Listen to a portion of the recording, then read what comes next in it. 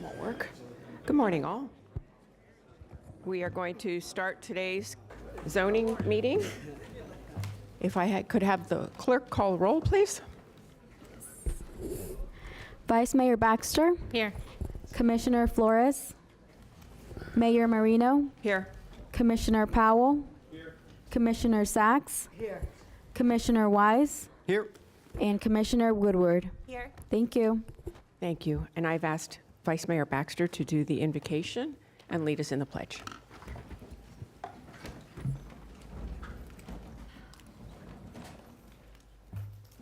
Before we begin our business at hand, let us ask you, Father, to give voice to our sincere gratitude to the divine for allowing us to reach this day with the abundant blessing that our great community has bestowed. Let us pray that with sacred guidance from the Almighty for our decision making, we may continue to work for the betterment of all. In Jesus' name, amen.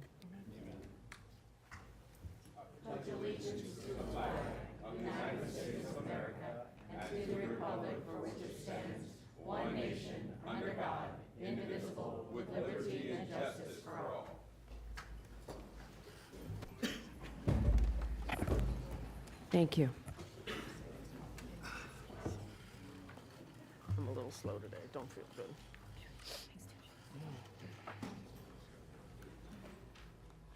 Notice and proof of publication? Yes, we do have that. Okay. Swearing in? Sure. Everybody who plans to testify, please stand and raise your right hand. Do you swear or affirm to tell the truth, the whole truth, and nothing but the truth? Mayor, may I be recognized? Sure. Here. For the benefit of the clerk, can we get a motion to receive and file proof of publication, please? I'm sorry, I didn't hear you. Oh, So moved. Proof of publication. Oh. no, we did. I did notice and proof of publication, yes. And then we did the swearing in. That's what we did. Yes, we have proof of publication. That's why I said so moved. Do we have Okay. a second? All in favor? Aye. The motion carries 6-0. Thank you. Sorry. Do we have any additions, deletions, substitutions? I know the list is long, so we'll be patient. Yes, we do have a few for postponements. Item 8 and item number 9, PDD DOA 2024-01924 Ascot 441 Atlantic PUD. They've requested a postponement. Item 9Z 2024-01925 Neal Property. They've also requested a postponement. Both of those items, after you adopt the agenda, will need a motion. On the consent agenda, 5 DOA 2024-01760 Boca YMCA. Exhibit C modifying all petition condition number 2. Parking condition number 1. On the regular agenda, item number 7, W 2024-01566 Beach Sound, correcting the agenda for the acreage of 1.46 acres. We will also note for the record that staff received 41 additional letters of support that we will be passing out and providing to the clerk. Item C11, ABNZ 2024-01914 Paving Lady, a correction to the title and request on the acreage for each additional resolution for abandonment. D12, the Center for Arts and Innovation, Inc., Tourist Development Council, modify the agenda to delete this item in its entirety. Item 12, employment contract of Joseph Abruzzo for our county administrator. And that is a brand-new item. And then we have some attachments relative to the abandonments, Thank you. Vice Mayor Baxter, your license. postponements. Thank you. Wendy, would you mind just giving me the item numbers that are being pulled? Item number 8 and 9 is requested for postponement. And those are the only two? The rest are amendments? Correct. Thank you. Well, and the HAB Center is removed, Which or one? not the HAB Center, the Center for Arts and Innovation, number 12. Number 12. From the Tourist Development Council is removed, and it's replaced with a new item for 12. All right, thank you. All right. Before we approve the agenda, I would actually like to reorder the agenda to bring item 12 as the first regular item. May I get a motion for that? So moved. I have a motion from the Vice Mayor, a second from Commissioner Sacks. All in favor, all opposed. That motion carries 6-0. Can we now get the agenda adopted as amended? So moved. I have a motion from the Vice Mayor, a second from Commissioner Sacks. All in favor, all opposed. See that motion carries. Okay, would anyone like to pull anything from consent? Seeing no. Oh, we have a card on consent? Okay, And don't forget disclosures. thank you. Disclosures or card? Card first. James Cap.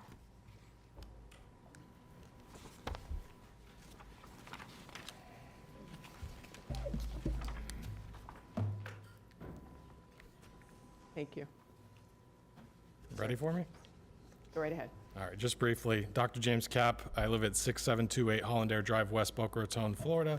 I am a neighbor of the YMCA in Boca Raton, and I serve on the Peter Blum Family Board. I am just in favor of anything that would help the Y to expand its footprint. My whole family is served by the Y. It's an important part of our community. In Boca Raton, this is what community should look like, and it does a great service by supporting all of our neighbors, and most importantly, it's serving those individuals who need it the most. So that's my comment. Thank you very much. All right, and before we approve the consent agenda, let's take disclosures, please. Commissioner Sacks, any disclosures on consent? Yes, on item number 4, I have no disclosures. Item number 5, no disclosures. And item number 6, receive and file emails. Thank you, Madam Mayor. Thank you.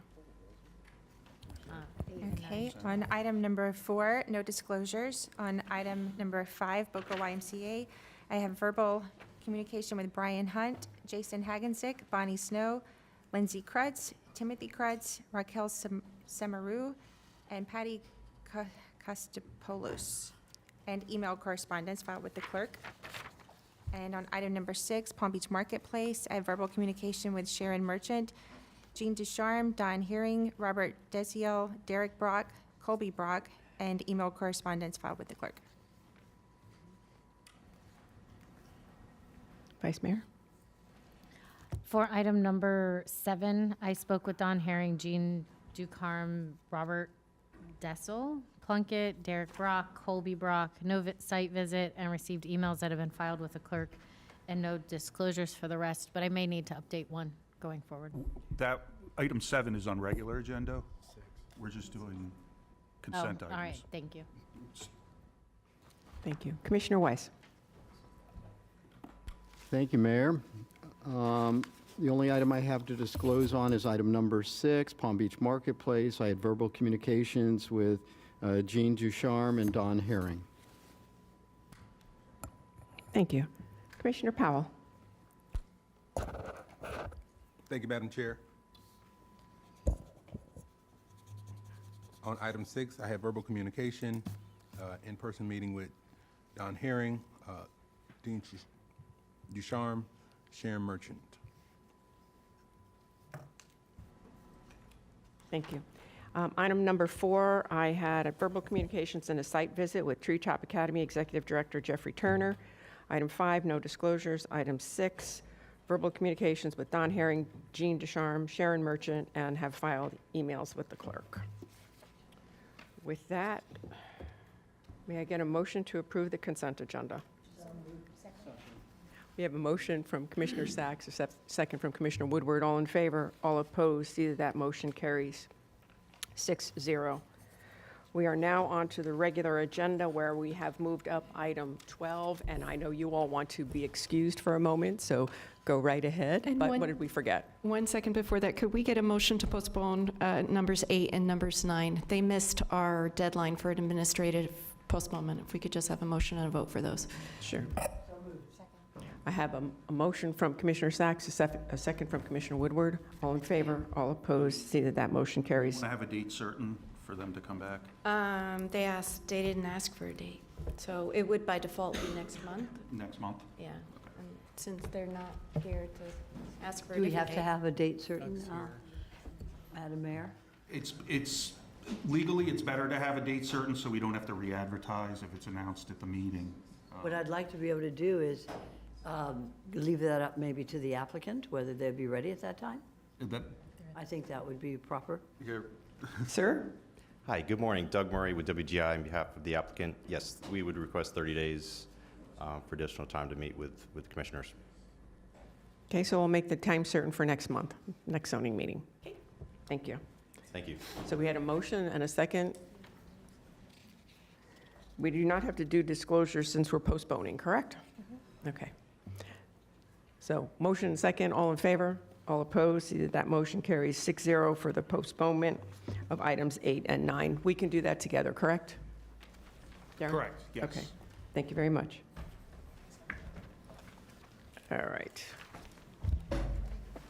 Now we are on to item 12. Okay.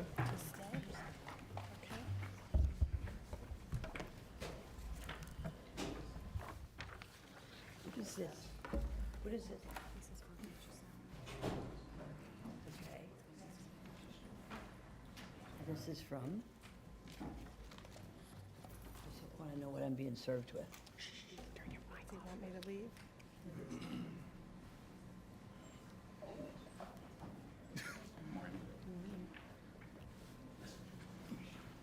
You want company?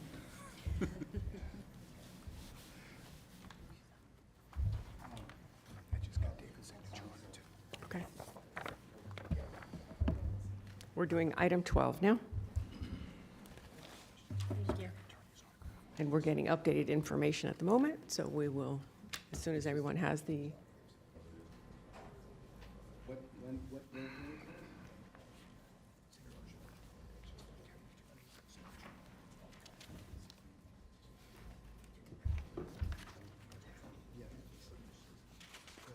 Do you need a signature from each of us? Ah.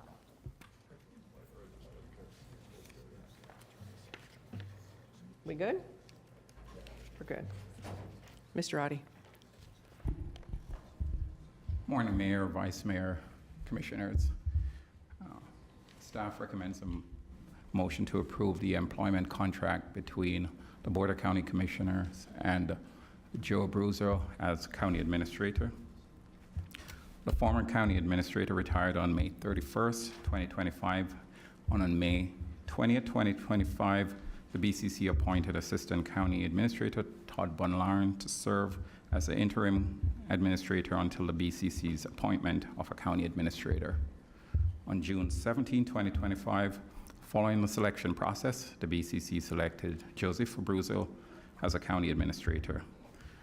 The proposed contract provides for a 5-year term commencing on August 19th and an annual salary of $425,000, deferred compensation, a county vehicle assignment, professional dues, indemnification, termination and severance pay, renewal, vacation leave and sick leave credit, an annual appraisal, and other benefits afforded to county employees. Thank you.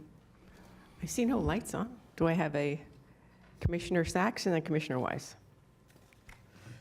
Thank you, Madam Mayor. I want to thank you, Mayor, and Mr. Oddie for representing the Board of County Commissioners in the negotiation of this contract.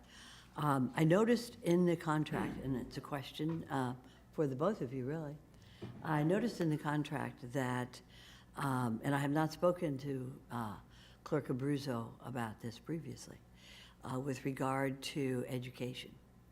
I know that many county employees get education, further their education, during their term of employment.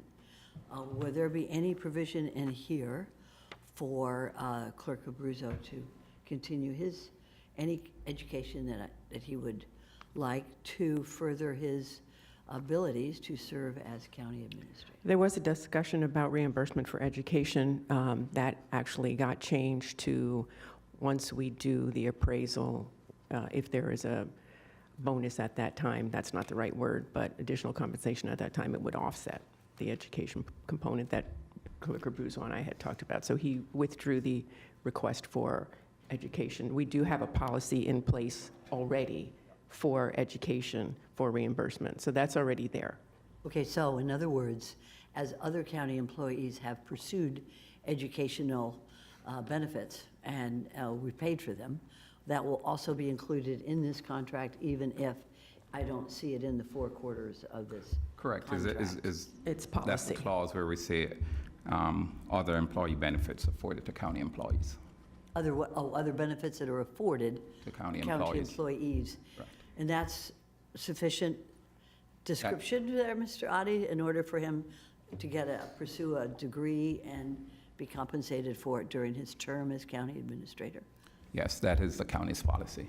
Okay, and that is sufficient language to make sure that that's open to him? Clerk as well? Abruzzo's shaking his head yes. Okay, good, okay. In case he wants to get educated.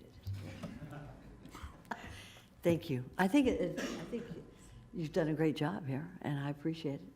I know it was done, we weren't participating in it, but we were well represented. Thank you. Thank you, Mayor.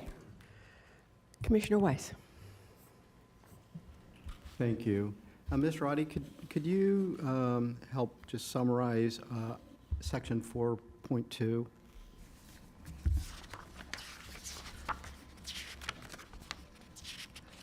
Section 4.2 provides where the administrator may be eligible, depending on the board.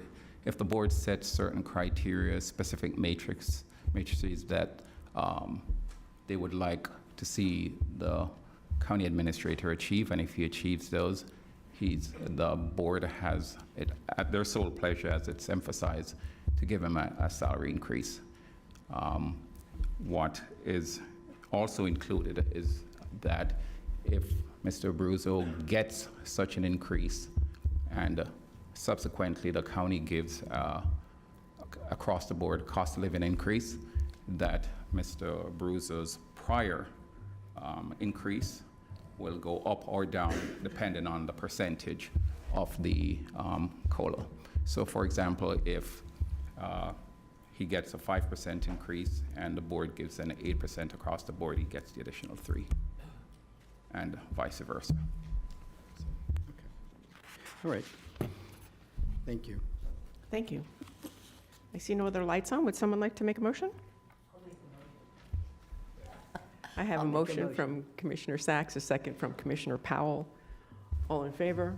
Aye. All opposed? See that the motion carries to hire Clerk Abruzzo to become Administrator Abruzzo. Carries 6-0. Clerk Abruzzo, would you like to comment? Thank you, Madam Mayor.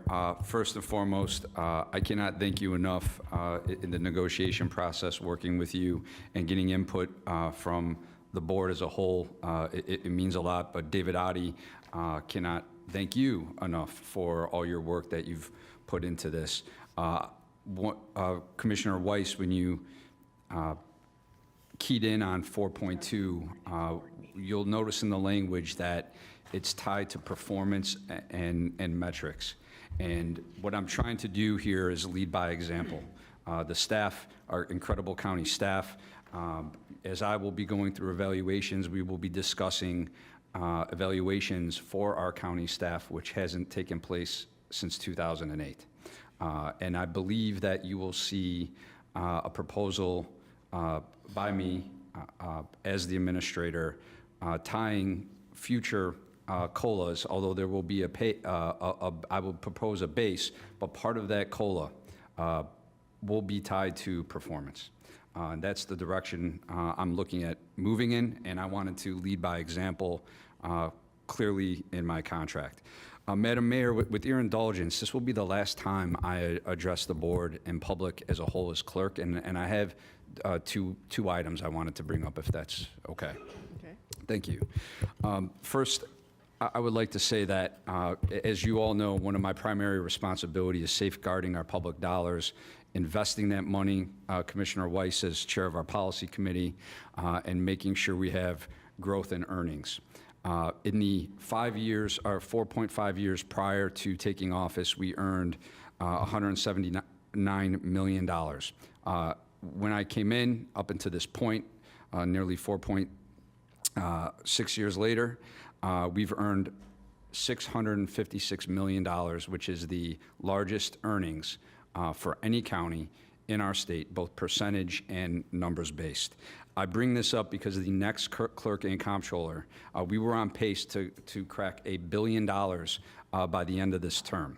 I'm, along with my incredible staff, Felicia Landerman, Radcliffe, Brown, John Burford, I'm working on laying out a plan for whoever may come in, and we have no idea, to continue our great policies, investment strategy to make sure we get these earnings continually to the board. It's extremely important. Somebody that comes in has the full purview to change what we're doing, and I will tell you that I will do everything I can to stress the direction we're heading in.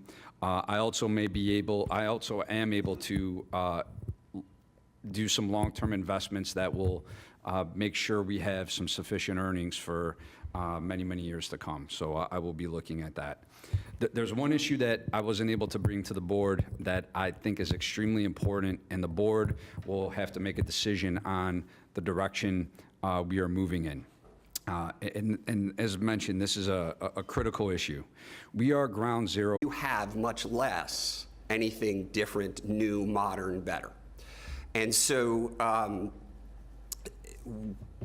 2 years ago, we started this process, maybe a little over 2 years ago, we started this process for this type 2 waiver. And you all took the lead in this county and said, look, we need to provide some alternatives. We need to provide some flexibility. At that time, by the way, when we presented you with this type 2 waiver, we showed you what this building would sort of look like, right? We had a rough graphic of how these setbacks would work, which is what actually is before you today. But you can see in July of last year, so just over a year ago, you approved the type 2 waiver, and this is now your first waiver request. And there's 2 different waivers that are in the code and that are before you. One is what are called the additional setbacks, and the other is the front setback. So there's a 25-foot front setback that can be waived down to 20 feet. And then there is what are these additional setbacks, which are typically 1-to-1 that go from 1 to 7.5 feet. So you can see in the code the way that you've adopted it, these are 2 separate things. The first, additional setbacks pursuant to Article 3D1E2A, and then secondly and separately the minimum front setback in 3D1A. And both of those are before you today. The standards that apply, excuse me, sorry. I have a scar that's covered and it keeps coming off. I had surgery on my neck. I got a little distracted there. Now, where was I? Okay. So the waiver standards are basically the same. And so what we're gonna do now, and I'm gonna turn this over to Josh at this point to walk you through those standards, show you the site, what's around it, in real time. And what you're gonna see are photorealistic renderings based on accurate representations of what the building will look like. They were scaled, they were done right. That's what you're gonna see, all the analysis that was done. Like I said, we've spent over a year on this. And so with that, what I'd like to do is turn it over to Josh and have him walk through the standards.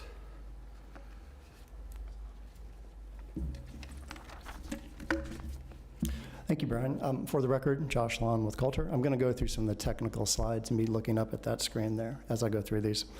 But prior to reviewing the standards, we'd like the record to reflect that we agree with the zoning department's analysis of our application, which determined that our application does comply with all the required waiver standards. So first, let's get into the standards. So before we get into the standards, actually, I would like to walk around the property a little bit with you and discuss the compatibility. That's really the main issue here. So what you see on the screen here is on the left, you have the site plan, which demonstrates the building's location as situated on the property. As you can also see, this just represents that the enhanced landscaping will go around the property. This is just one of many updates to the ULDC in regards to what's changed from the 80s to now. Throughout our site, we'll have well over 40 new trees in the side setback, front setback, even across the street. And as you'll see from some of the images, when many of the condos along this stretch of the county were approved, landscaping was essentially really not a thing yet, and you'll see that they're very devoid of landscaping. We're going to be bringing landscaping. We're going to be bringing a modern building. But the image that you have on the right, I'd like for you to visualize what we are providing to the street and what actually is going to front the street. So we are providing a lobby and then 3 floors of residential. We do not have any surface parking. All of our parking is going to be submerged, underground parking. So the presence along the pedestrian realm, as people are walking or driving by, we'll see our beautiful building with the lobby, front landscaping, and then 6 floors of residential. In context to the buildings that are to our north and to our south, the image on my right is the building to the south, which also presents a ground floor lobby and then 7 floors of residential. The building that is to our north provides a ground floor lobby and then 8 floors of residential. So as you can see, we provide a lobby with 6 floors of residential, which is compatible with what is built in this particular part of the county. As you go up and down the street, what is built there and what exists today, what's been there for decades, are mid-rise condominium buildings. And that is what we're providing, is a mid-rise condominium building. These are just Google images of the other buildings that exist within this immediate area. So here's a Google Street View. This is looking south.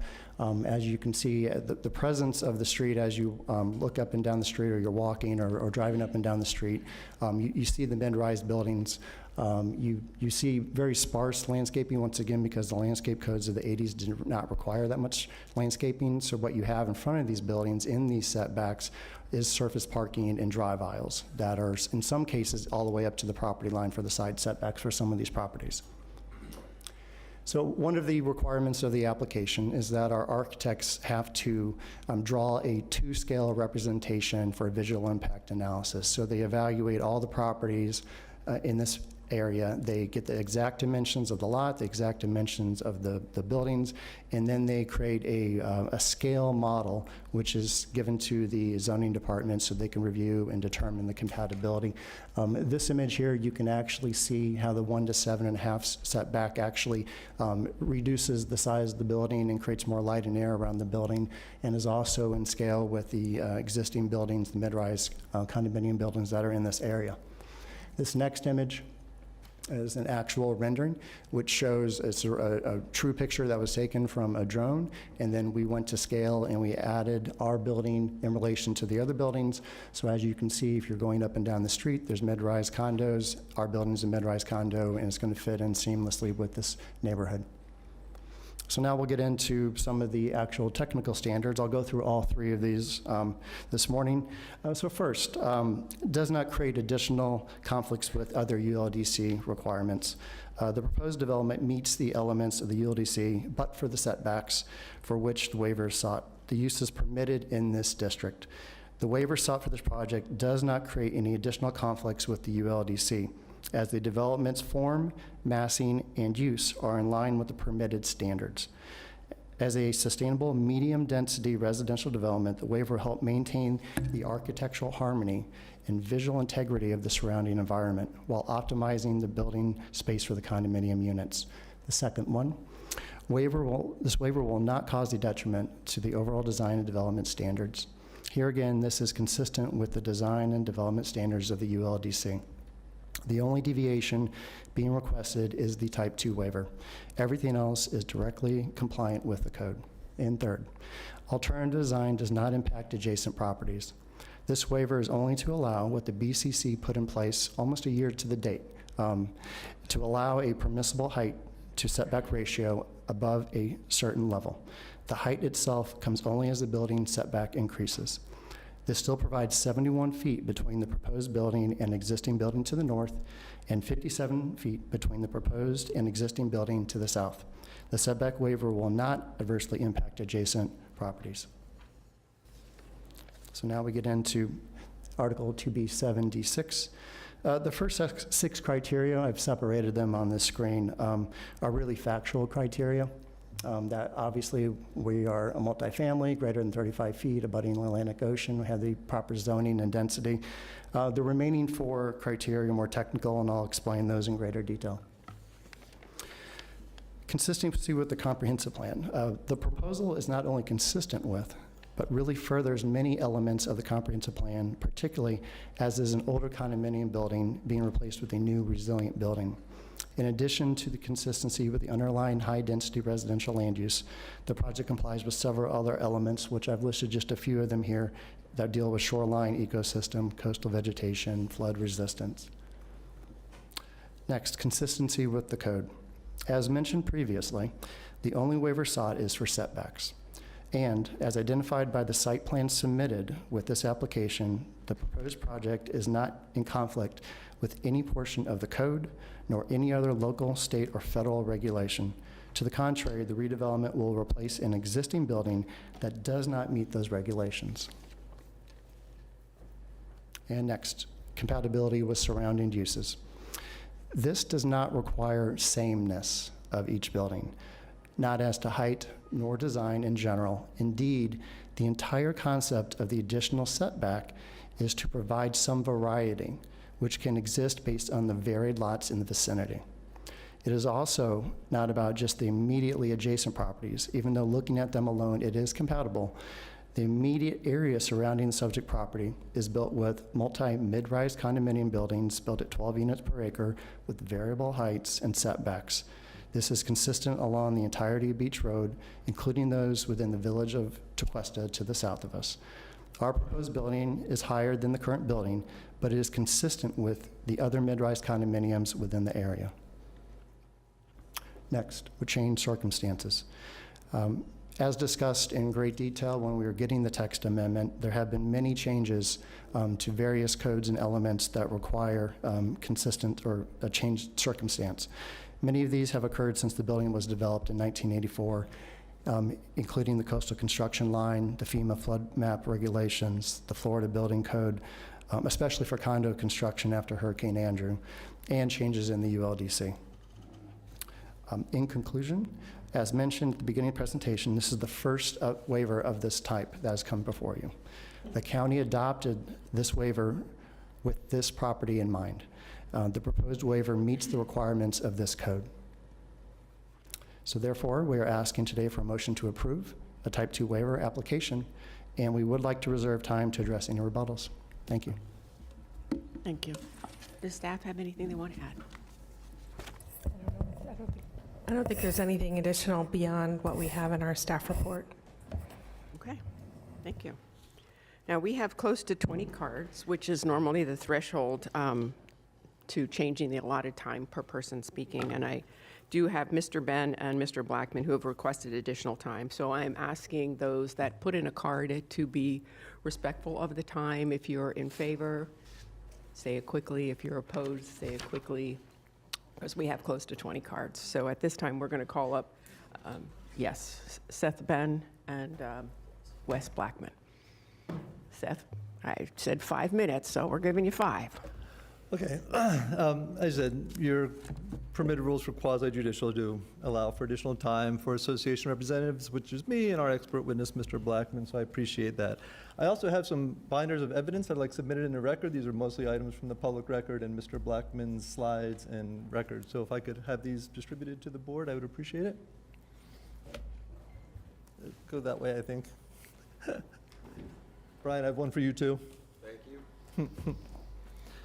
Good morning, Commissioners. My name is Seth Bain. I'm a shareholder with Lewis, Longman & Walker here today on behalf of my client, the Claridge Jupiter Island Condominium Association, the adjacent property to the north. Today's hearing is quasi-judicial. You're here to review the facts in front of you today and the record and make a determination as to whether this presentation, this waiver, as you've heard, this is the first one, meets the requirements. As a quasi-judicial hearing, you're required to look at the evidence before you to determine if there's competent substantial evidence. Is there evidence that, in fact, the zoning codes have been met? First, I want to say they have pointed out that they're asking for 2 waivers. That one waiver was for a front setback reduction of 5 feet and then an additional setback waiver. Reading the plain language of the code, we believe they're limited to a 5-foot front setback reduction. That is in fact what their original application asked for. When staff pointed out that your actual requirement for your front setback is 100 feet, they hurriedly resubmitted their application and makes the statement that they can ask for both of those waivers for the front. Your code's explicit, front setback waivers permitted to be 5 feet. More to the point, when they resubmitted that application, there was no additional analysis of that additional waiver. These waivers are to be considered separately if they are both to be permitted to go through, and you've got to provide that analysis. You have adopted new standards for this waiver process. We did that last July, as you said. At that hearing, and I have the transcript in that document there, the question was raised by this board.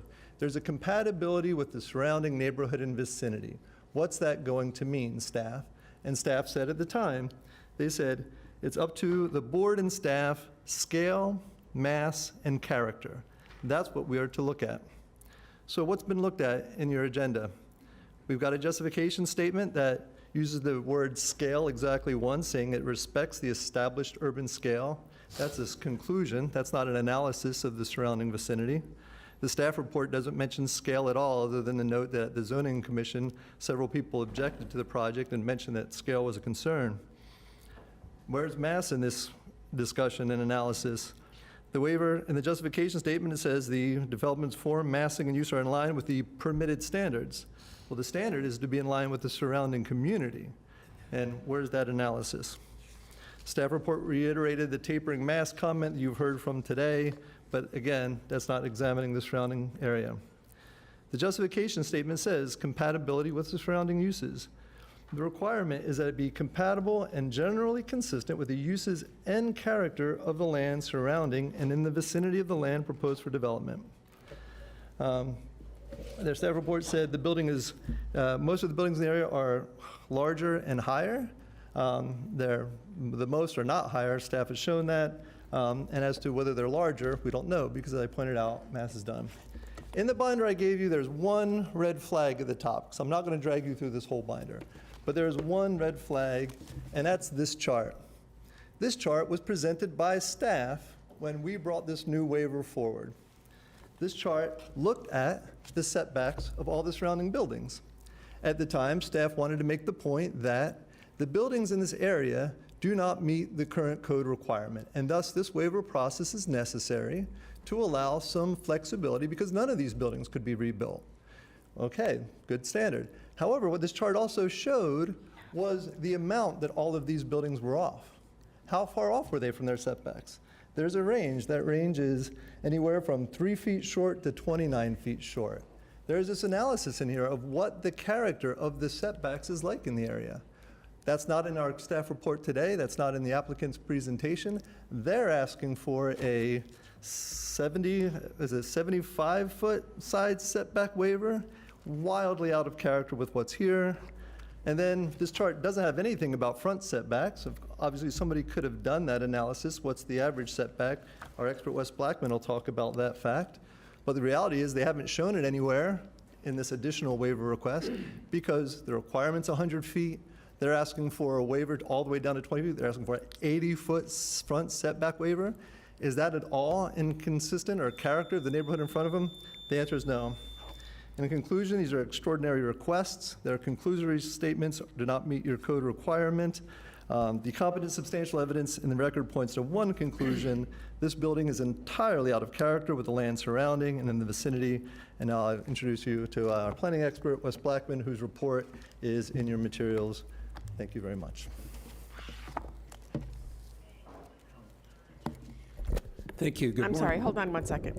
Commissioner Powell, do you want your question answered now or after Mr. Blackman's presentation? We can wait until.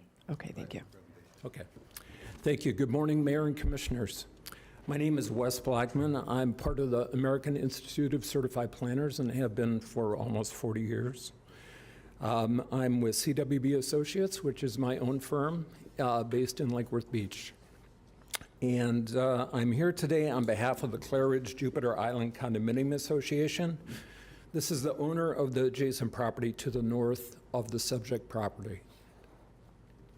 I have a 40-year career in urban planning, and some of you may remember me as the longtime chair of the former Land Development Regulation Advisory Board, which reviewed and made recommendations to the BCC on changes to the Unified Land Development Code. I prepared a white paper in response to today's request from Beach Sound, which is included in the binder prepared by Mr. Bain. Before I address the standards for granting a Type 2 waiver, I'd like to point out footnote number 8 on Table 3D1A, the plain reading of which states RH/RM zoned beachfront properties may request a Type 2 waiver for up to a 5-foot reduction in front setback, period. In my opinion, any request over that amount is disqualified by this footnote. But we're here today to discuss how these requests address two sets of standards. One that is general to all Type 2 waivers, and one that is specific to RH zoned beachfront properties. Do we have the slides available? I haven't approved slides and you can't show them, I'm sorry. Lisa, that was the slides I sent to you. You have to ask the mayor, I don't have the authority. All I do is I review them to see if they're available to be shown on Channel 20. You have to ask the mayor if you want slides shown. How long is your slideshow? It's just going to be part of my presentation, part of my 3 minutes. Go right ahead. So, I expect to be cut off.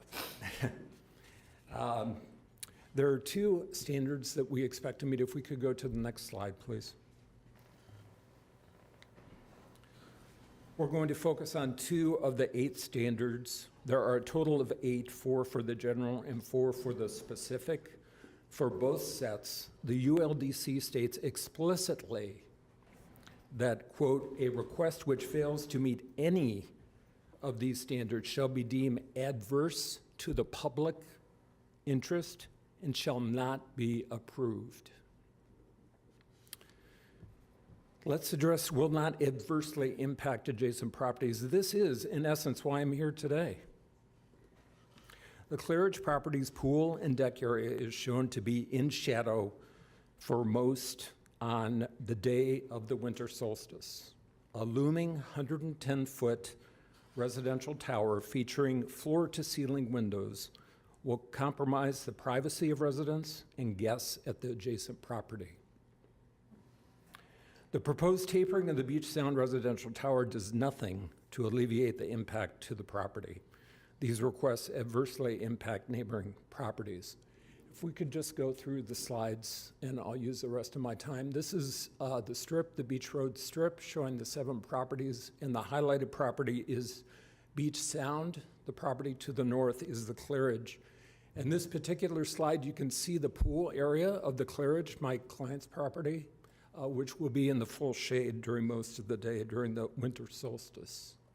This is what looks like a commercial building to me. It looks more like Phillips Point. This is not a residential That's not a very structure. good rendering, but continue. That's Well, not to scale, I'm- but continue. This is my opinion. And there's severe loss of property for the adjacent property owners too. And the massing is part of, the density is not increasing, and I understand that, but massing is an issue, and to have the top 2 floors consist of 2 very large units creates to the mass and to the shadowing effect on adjacent properties. And clearly here with this graphic, you can see that this building requires, by your code, by the ULDC, a larger property. And I'd like to touch on the aspect of the the changing conditions in terms of regulation. That's a concern because whatever you approve here for this particular property is going to set the future development pattern for this Beach Road area. And do we want to see other buildings like this up and down this unique unincorporated county piece of Barrier Island? And any parting thought? That's my time. Thank you. Do you have a parting thought you'd like to share? No, I'll reserve that. Thank you. Commissioner Powell, your light was on, now it's off. Would you like to ask a question? Thank you, Madam Mayor. I think a portion of my question was actually answered, and it relates to the adverse impact on adjacent properties. And Mr. Blackman kind of went into that in a little bit of detail of what he thought. Can you elaborate a little bit more? And then I'd like to also hear from the applicant in terms of, because that's not something that staff had identified as an adverse impact on adjacent properties, but Mr. Bain has. There are some additional residents here to speak today, and I know that some of them are prepared to talk about some of the residents that live there that have some of those concerns and have looked at it. Their concerns include the wind corridor that's being created here, the impacts to the pool, the loss of privacy. In the record, I've got an example of one property owner who recently sold, who in the last year, just the mere specter of this building saw a value destruction of over $1 million to his property. So there's extraordinary impacts to the value. There's a gentleman that just bought a building unit on the south side of the project, and he's extraordinarily distraught about the specter that's Let's before him stick to today. the matter at hand. Yeah, but there's others here to talk today, so I think you're going to hear some of that from the residents. Thank you. Thank you. Commissioner Sachs, your light was on also. Thank you, Madam Mayor. Good morning, Mr. Bain. Your expert came up and said, gave us some pictures, and I believe one of the commissioners said, was that to scale? It's very important to me. Was that to scale or not? It absolutely was. We took the architectural plans were submitted to the county as part of their application. They have to submit that in a digital format. We hired an architectural firm to render it because all of their examples always show that dead-on straight view, and you don't get a sense at all of what that extremely small front setback feels like from the road, and you don't get a feel for where their property lines are. They show the big view, and you see this gap between the buildings, and it looks fine. Well, that gap is here and then here. And so we wanted that. Excuse me for interrupting you, but I will. Your renderings are correct. Correct. And their renderings are correct. They are. We just Okay, show it from an angle. I just want to be sure that I'm looking at the same picture. Absolutely. So I'll refer back to that when they have a time to rebut. And the second, just one second, just want to make sure that I want to see an accurate rendering of the building from all sides and not anything that would be not completely accurate about that with regard to the wind corridors, with regard to the shade that was going to affect other buildings. So I'll reserve that. I just want to make sure that your renderings are absolutely correct. Things like color or materials of the building, those might not be entirely accurate. Like, No, we don't know, I saw but photos. the scale Sir, of it. I am but the speaking, scale- sir. Yeah, Thank you, Mr. Bain. It's not a courtroom. scale's perfect. But if it is, I'm the judge right now. All right. I just want to be sure that your rendering was correct today. That's it. Thank you, sir. Commissioner Woodward. Thank you, Mayor. And I have an additional question to what Commissioner Sachs just asked about the rendering. Are the buildings, the other buildings in that rendering, are they accurate to scale? We blocked out the mass of it, so they're accurate as to the size. You saw they're just big white blocks. We didn't hire them to add all the details to that. But as far as where they're set back from the property line and their height, it is accurate.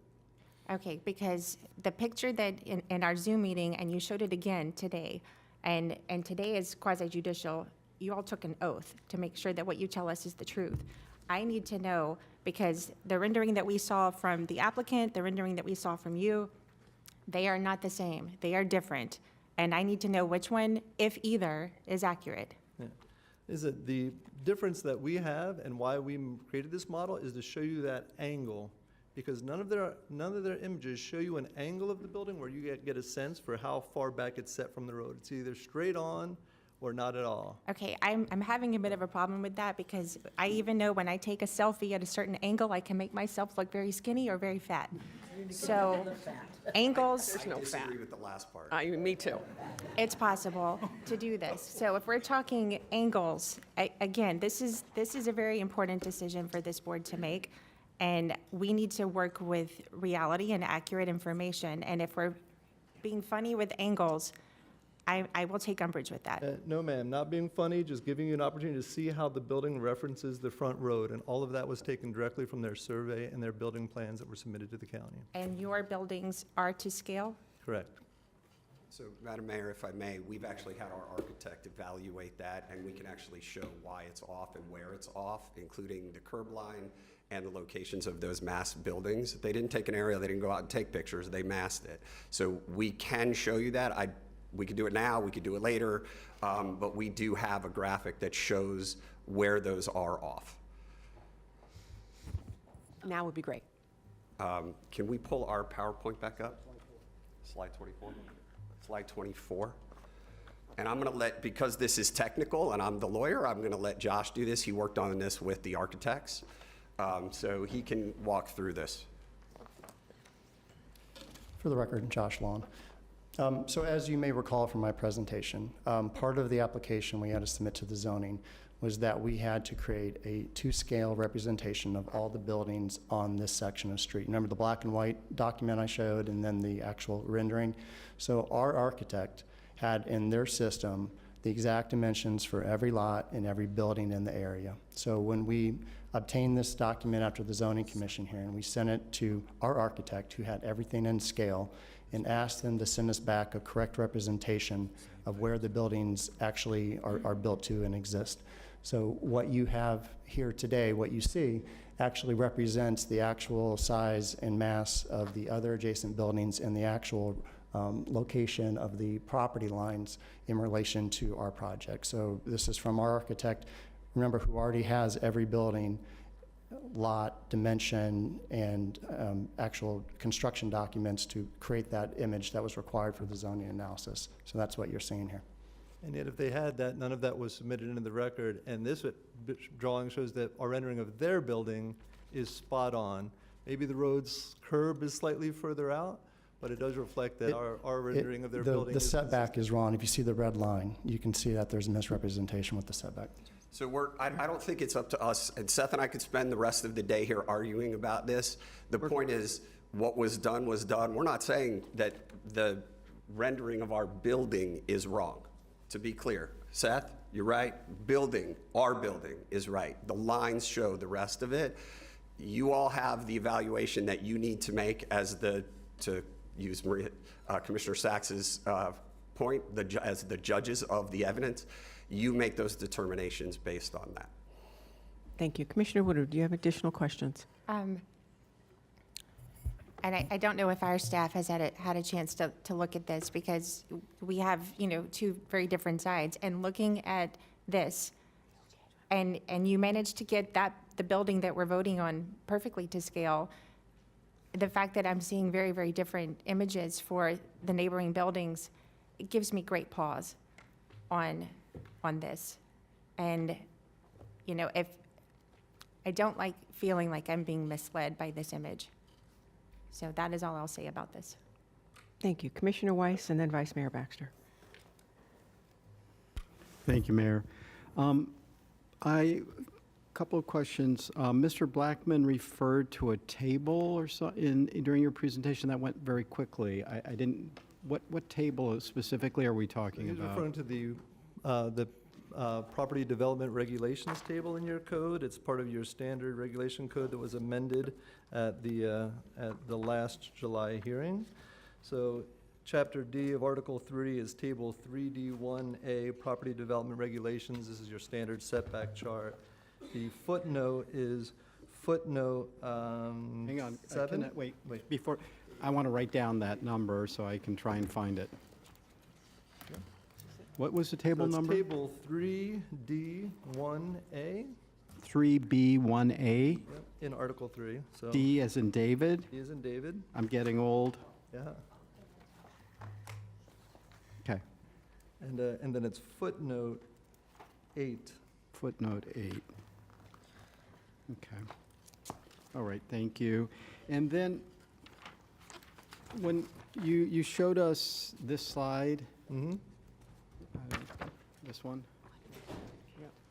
and I noticed that the most southern part of the of that, because there's a group of 7 buildings in that area, the most southern one is missing. Was that intentional? I don't know that it was. I think it was made to show what the consistent setbacks are in this area. And we did analysis of all the front setbacks. So this is showing kind of the general visual wall along that area. But if there were an analysis of the front setbacks, which there's none to be found in the justification statement or staff's presentation, it would show that every building on this area is set back significantly further than 20 feet that they're proposing. Right, but that's where all their parking is too, right? Some of the Most buildings, of them have yes. their parking in the front, and some have it on some side parking. That's correct. Yeah. In this case, 2 floors of underground parking, wildly uncomfortable. Thank you. Commissioner Weiss, any more questions? No, thank you. Vice Mayor Baxter? Wait, I'm looking, staff is, Yeah, Note 8 was revised with the beachfront properties waiver addition last year, and we added to Note 8 a sentence that said RH and RM zoned beachfront properties may request a Type 2 waiver for up to a 5-foot reduction in front setback. This application is asking for a 5-foot reduction in front setback. I don't understand the lack of consistency with this sentence. Thank you. thank you. Vice Mayor? Thank you. Madam Mayor, if staff would please bring up the rendering again with the red lines. Yeah, but it had, that one, thank you. So the buildings north and south of this, so according to the applicant, the actual size of the buildings are outlined in red, is that correct, Mr. Seymour? Or Josh, either one? Yes, Madam Vice Mayor. And so it's actually much larger, it looks like, if this is correct. Now, I guess, is it your testimony that these lines are wrong? Or is it that you think those lines include extras that you saying were not included originally? So the point of this slide, the reason what our focus was to show how this new proposed building references its property lines and its front setbacks. The mass analysis was not the point of this slide, and to the point, there was no mass analysis in the justification statement, in the words that we heard today, in the staff report. So the effect And that they have forgive me again larger for masses- interrupting, but when you say mass analysis, one of the biggest things, even when we had our meeting, was that, this monstrosity of a cruise ship was coming to town. And this shows that it's pretty proportionate to the surrounding structures versus the smaller structures on each side. So if you could clarify that, that'd be great. Not in terms of its front setback or side setbacks, which is ultimately what we're here to discuss today, is that those are the elements of the character that even with these increased masses, if it's there in contention that those buildings aren't scaled correctly, which I've never seen this before, so I don't know whether that's accurate or not, can't state it. But what is accurate and is reflected is that those setbacks, even at those expanded footprints, our building set back 80 feet from the right-of-way. I think the adjacent building to the south is 90 to 100 feet from the right-of-way. What's being proposed here is 20 feet. That's the character we're here to talk about, and that's what this slide continues to show just as clearly. I'm going to cut you off for a second, Mr. Because this is public comment, and now we've gotten into more than that, so. Okay. I'll concede that they're further set back. Not that far set back, but I'll concede they're further set back. They are. That's. Okay. I'll talk about it later. We Like have some every other rebuttal. building. But I don't. But if that's the only point of that, while still inaccurate, yes, we are closer to the road based on the current code requirements than they are. Okay. Thank you. Thank you. Okay, so we have 15 more cards? More 17 more cards? 15 Hope the more. rest don't take that long. Thank you. And again, as I said, since we have had a lot of discussion right now and a lot of back and forth, if you're in favor, you can briefly say you're in favor. If you're opposed, you can briefly say you're opposed. We appreciate it, but we do want to hear your voices. Thank you. Okay, we have 2 microphones. The first 4 will be Angela Morgan, Kevin Michaels, Bob England, perhaps, sorry, and Patrick Dolezal. If you're here. Oh. Hello, I'm Angela Morgan, and I am the president of Beach Sound, and I also live there. And I am in support of the project.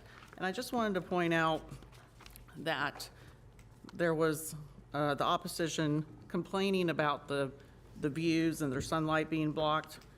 There is a landmark case, that's the Fontainebleau Hotel versus 4525, excuse me. And it has, I'm very nervous, sorry. And it is, it's on point that there is no such thing as air rights or a right to a view. So, the building that blocks their sun, this building that will block their sun, it happens all the time. Thanks. Thank you. Good morning. Thank you for letting me speak. My name is Patrick Dolezal. I'm in support of the project.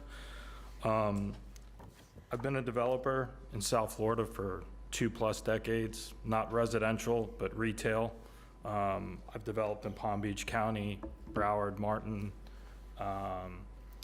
Dade, Monroe, and have dealt with all of the issues that you guys are talking about today. And I appreciate your time and your candor on it.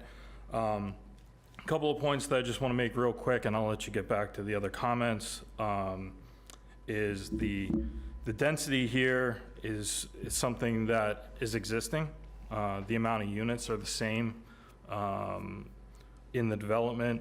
The project does not look to increase the density on this particular site. The buildings on this site are well past their useful lives. We've heard testimony about, collapses and other things. This is a redevelopment project, an existing developed piece of property that has now reached its life, and it has a new opportunity to become something better. I know the developer and projects that they have built in the past, and I fully support their project. I hope that the commission recognizes that they've worked with the size and the scale and the density and the setbacks and all the things that you're talking about today to make it a better project than what is currently there. And I can tell from the effort that the applicant has put in that they are trying to hit the character and hit the sizing and spacing of the community in that area. So thank you very much for letting me speak, and I'll turn it over to somebody else. Good morning. My name is Kevin Michaels, and I'm here to speak in favor of the redevelopment of the Beach Sound property here. And for a manner of time, I'll forgo my long speech here, but I would ask that the Board of Commissioners approve this project here. My family has been involved with Beach Sound since its very beginning. My father was one of the original developers way back in the early 1980s. It's a very limited amenity condominium compared to pretty much everything else on Jupiter Island. In fact, we do not even have a hot tub, and which is either here nor there. But you kind of get a sense of the idea of what buyers are looking for today, and so this is an opportunity for many or all of the owners that this is really life-changing money for many of them. The opportunities like this do not come along every day. So we're looking forward to that. As Angela Morgan spoke here earlier about the view and the sunlight, nobody at Beach Sound complained when the Claridge building went up and blocked our views. So, you know, and not that it's a tit-for-tat type thing here, but we understand that things happen here, and the people that, all the owners of Beach Sound at the time could have gotten together and purchased the property where the Claridge now sits, where some of the people are concerned about their sunlight and their views. So I'd just like to point that out. And again, I'd like to thank the commission and their staff for all the hard work that they've done putting into this. And I'm sure it'll be a very difficult decision, but thank you. And again, I ask you to vote in favor of the redevelopment. Thank you.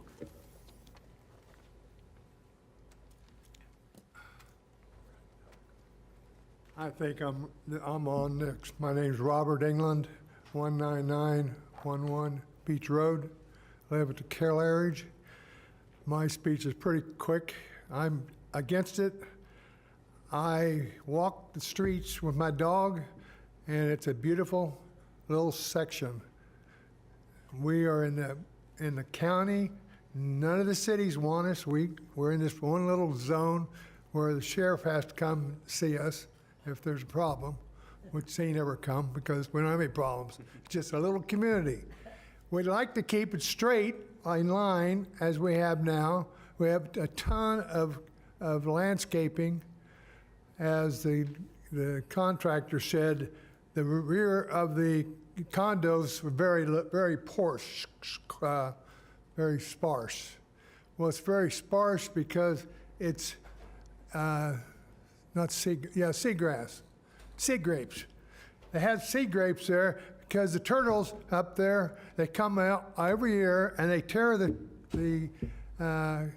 seagrass or sea grapes up because they have nests all the way up to the buildings. And if you've ever been there, it looks like bombs were coming. It looked like the whole place got bombed because by the time it is today, you can't hardly walk the beach because there's holes everywhere from the turtles. So I'm not opposed, and we're not opposed to anybody building another building if they want one, but keep it within your own standards. Don't let them change the lines of construction.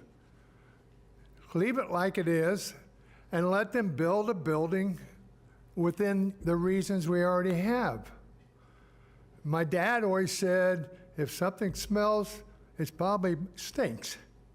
There's something wrong. Well, why are we all here if they just want to put a damn building up? They want to put a huge building, and I'm opposed to it. Thank you very much. Oh, any questions? No?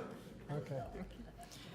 Okay, we have Patricia England, Jay Kaiser, Michelle Sylvester, and Nicole Sylvester.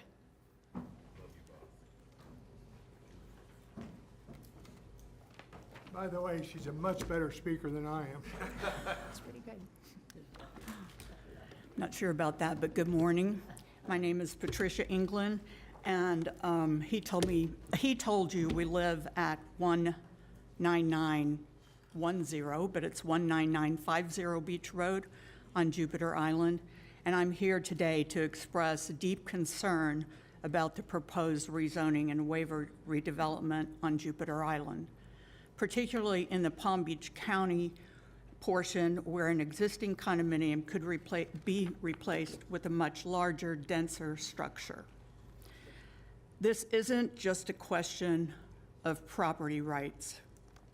It's a question of public impact on infrastructure, evacuation safety, and our coastal environment.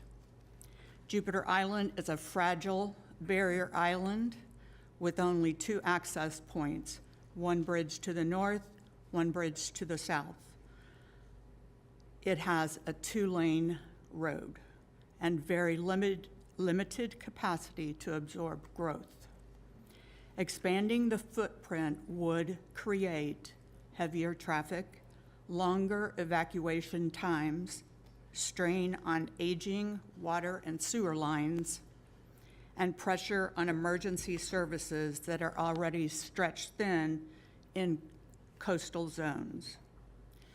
We know what happens when infrastructure is pushed beyond its limits. It doesn't bend, it breaks. And while developers may offer temporary upgrades, the long-term burden will fall on taxpayers, residents, and county systems. The environmental cost is equally troubling.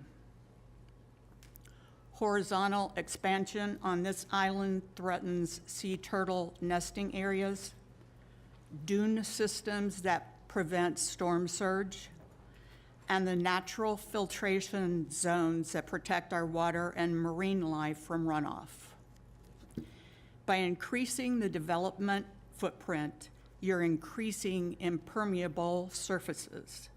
That means more flooding, more erosion, and less resilience during and after storms.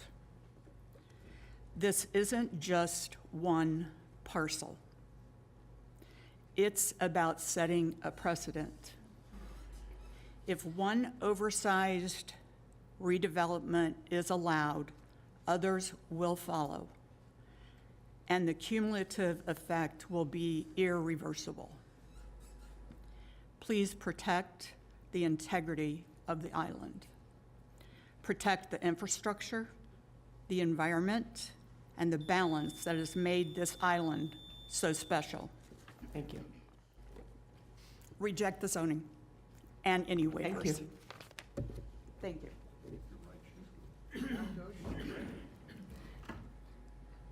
Good morning, I'm Michelle Sylvester. I'm a resident of Beach Sound and in support of this project. As an insurance agent, I'm well aware of the need for better construction. It'll only improve our insurance premiums. Every day I hear it from my customers how they can't get condo insurance because their buildings are so old and their insurance premiums are high or they're being dropped.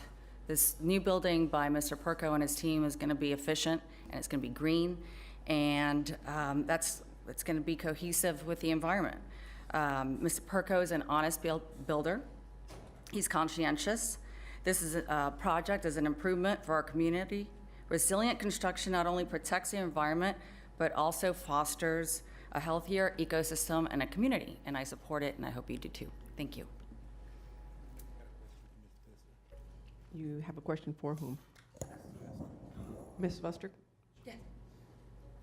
Mr. Powell, Commissioner Powell has a question for you. Sylvester, real quick, you indicated that you're a resident of Beach Sound? Yes. Are you an owner? Or Yes. Are you a renter? I'm an owner. The owner of the Yeah, I unit? overlook the pool. Perfect. With this new development, will you continue to own there, or are you selling so that it can be redeveloped? I am selling, and I also have another property on Jupiter Island. Okay, perfect. Thank you.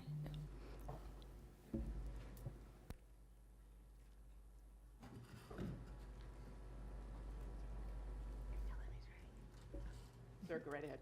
My name is Jay Kaiser. I live in the Claridge. I'm a relative newbie there. Been there about 6 months. I've been watching all this excitement here. You guys have a lot of fun. Let me see if I understand what's really happening here. We have a developer who's made an offer to 11 unit owners there who want to make a profit above the market value of their units. Above the market value of their units. If you go with my estimates that the units are worth $2 million now, they've already been paid $500,000. So if you guys turn this down flat today, they've made a 25% profit above the market value. The building they're putting in is 6 times bigger than the building that's there now. 6 times. Same number of units. These units, and again, I'm making up numbers, but you gotta have a concept here. If the average unit in there now is 1,500 feet, and this is 6 times bigger, the new unit's gonna be 9,000 feet. It's gonna have 5 or 6 bedrooms. Where are their kids and grandchildren gonna park at Christmas and Thanksgiving and 4th of July and everything else? I'll get to that later. My background is when I was young and frivolous, I built 1,700 units in the high-rises in Palm Beach and Broward County. I think I have an understanding of what's happening. The first project I built was 4 27-story towers on 5 acres. Go look at Hollywood, Florida now and see what we did to that. I was young, I didn't know what I was doing, excuse me. The appraised values of properties are based upon sales. One thing all sellers have in common is they sell to the highest bidder. It's not the mean, it's not the median. The value is based upon the highest bidder. The downfall of this project, now this is free advice to the developers who want to build this thing. They don't have enough parking to be successful there. If I paid $11 million and I had 1 parking space for myself and no guest parking, I'm going to have second thoughts about going in there. That's free advice. I mean, you didn't overpay for that. I think this thing is going to be a detriment. I think the long-term result is all the green grass along the road is going to end up parking up and down the street to accommodate all these buildings.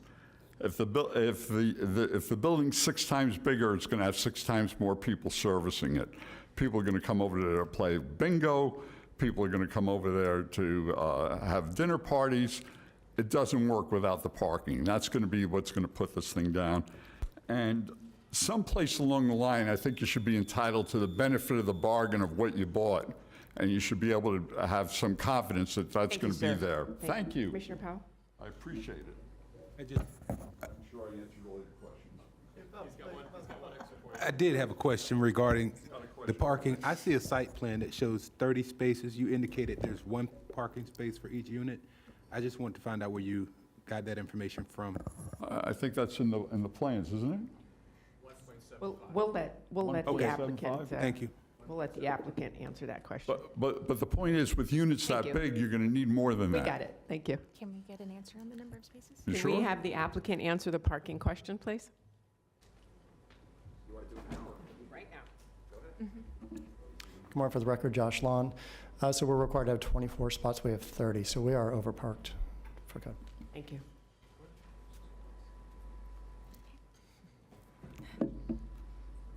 Hello, my name is Nicole Sylvester, and I have lived my 24 years of life growing up in Jupiter, a good amount of time spent in Beach Sound. How fortunate I am to have grown up in beautiful South Florida.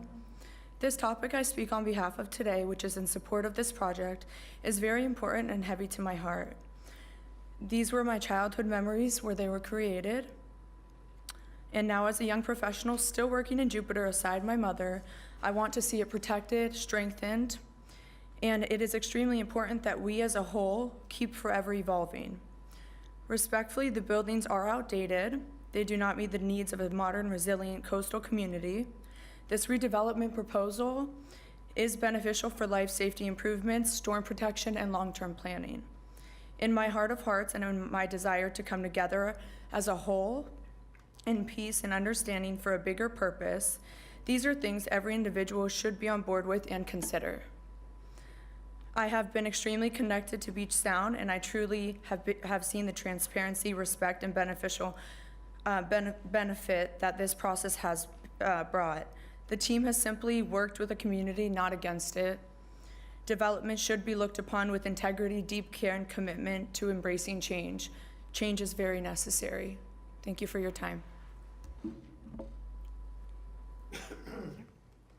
Okay, the next 4 cards, we have Ed, Ed O'Sullivan, Janine Cockady, sorry, Stephen Kassock, and Jason Biondi. Apologize if I've brutalized your names. And we have 2 microphones. Wow. Says one thing, this is a very complex project and it's the first one. And I think if I had any advice to give, we need to give it. Identify yourself, please. Oh, Ed O'Sullivan, 19950 Beach Road, Claridge. This is the first time I'm seeing right now, and I have a whole speech to give, but I think more importantly is to say, this is a complex project. It's going to have a major impact. Is it bigger? Oh, yes, it's bigger. One of the reasons those things looked out of scale, and when I first saw it from the people coming in, was it didn't quite look right. So I had them run it 3 different times. It's out of scale because that building is over 160 feet long. Not anywhere other building on the whole island is that deep. That's why kind of the perspective is off. But we can take some time and we'll get the experts and figure on that. The other thing I got to say is, what in the heck is wrong with old people or old buildings? My gosh, a building built in '84, to me, that's young. I just restored a couple buildings in Jupiter that were 75 years old, and I'll be doggone, they turned out to be 2 of the most profitable businesses there now. Sometimes saving old things has some value. Got off it. Where we started with this, and I started 4 years ago with it, was it started to help people in a building that was under financial hardship. We assumed that. We assumed the same thing, that that building was falling apart. Well, I'll be doggone. There's no hardship. We found that out through the whole process. That little building, by this report, it's just fine since 1984. The only thing it's lacked for years since I've lived there is any kind of maintenance. It's just, there's a value to saving that building. There's also a value to putting a new building in, if you want one, at the right scale, at the right scope. The damage this building is going to cause, just one example, when you were talking about the wind, it's going to cost us, from our wind people, our hurricane people, our building was built under the codes that you have before, that put and made space, made protection. Those are gone now with this waiver. So what's happening is, in this case, we've got all our hurricane systems, our windows, our shutters are not going to be adequate for the wind speeds coming. So it's going to cost the Claridge about $225,000 for each unit to update to the super modern strength. It's going to cost about $200,000 in Ocean Sound to do the same thing. That's just for one issue. And we can start going into the flooding, and we can start going into a lot of other things that are very complex and very, very dangerous on a site this small. And finally, to close, I agree. The parking is going to be a major issue. Thank you. Thank you. Hello, my name is Janine Carodi, and I'm here to speak in support of this project on behalf of JMA Interior Design. As design professionals who have worked extensively in this community for over 25 years, Jackie Armour, owner, and the JMA team want to offer our full support for the Beach Sound redevelopment project and share a few key perspectives from the design world. This project represents a rare opportunity to create something that is both timeless and resilient, with a building that respects its surroundings while raising the bar. The design vision for the new Beach Sound is sophisticated, modern, and elegant, without being excessive or out of scale, which is appropriate for Jupiter Island. The development team has approached this project with care, thoughtfulness, and a commitment to excellence, which can be seen in the details of this project. This is not about maximizing volume, but about maximizing value, beauty, and functionality, and that is why we support it. Thank you for your time.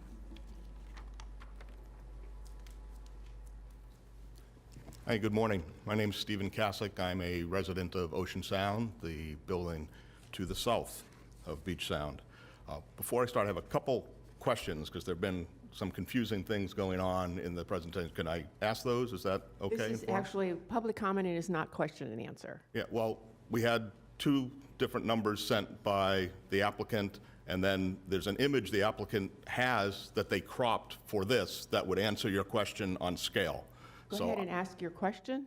It won't get answered right now. The applicant can answer it in their rebuttal. Great. So the applicant has in their application, small image. I sent each of you an email that includes this image, an image from the Intercoastal that shows, according to their experts, the scale of what we have going on here.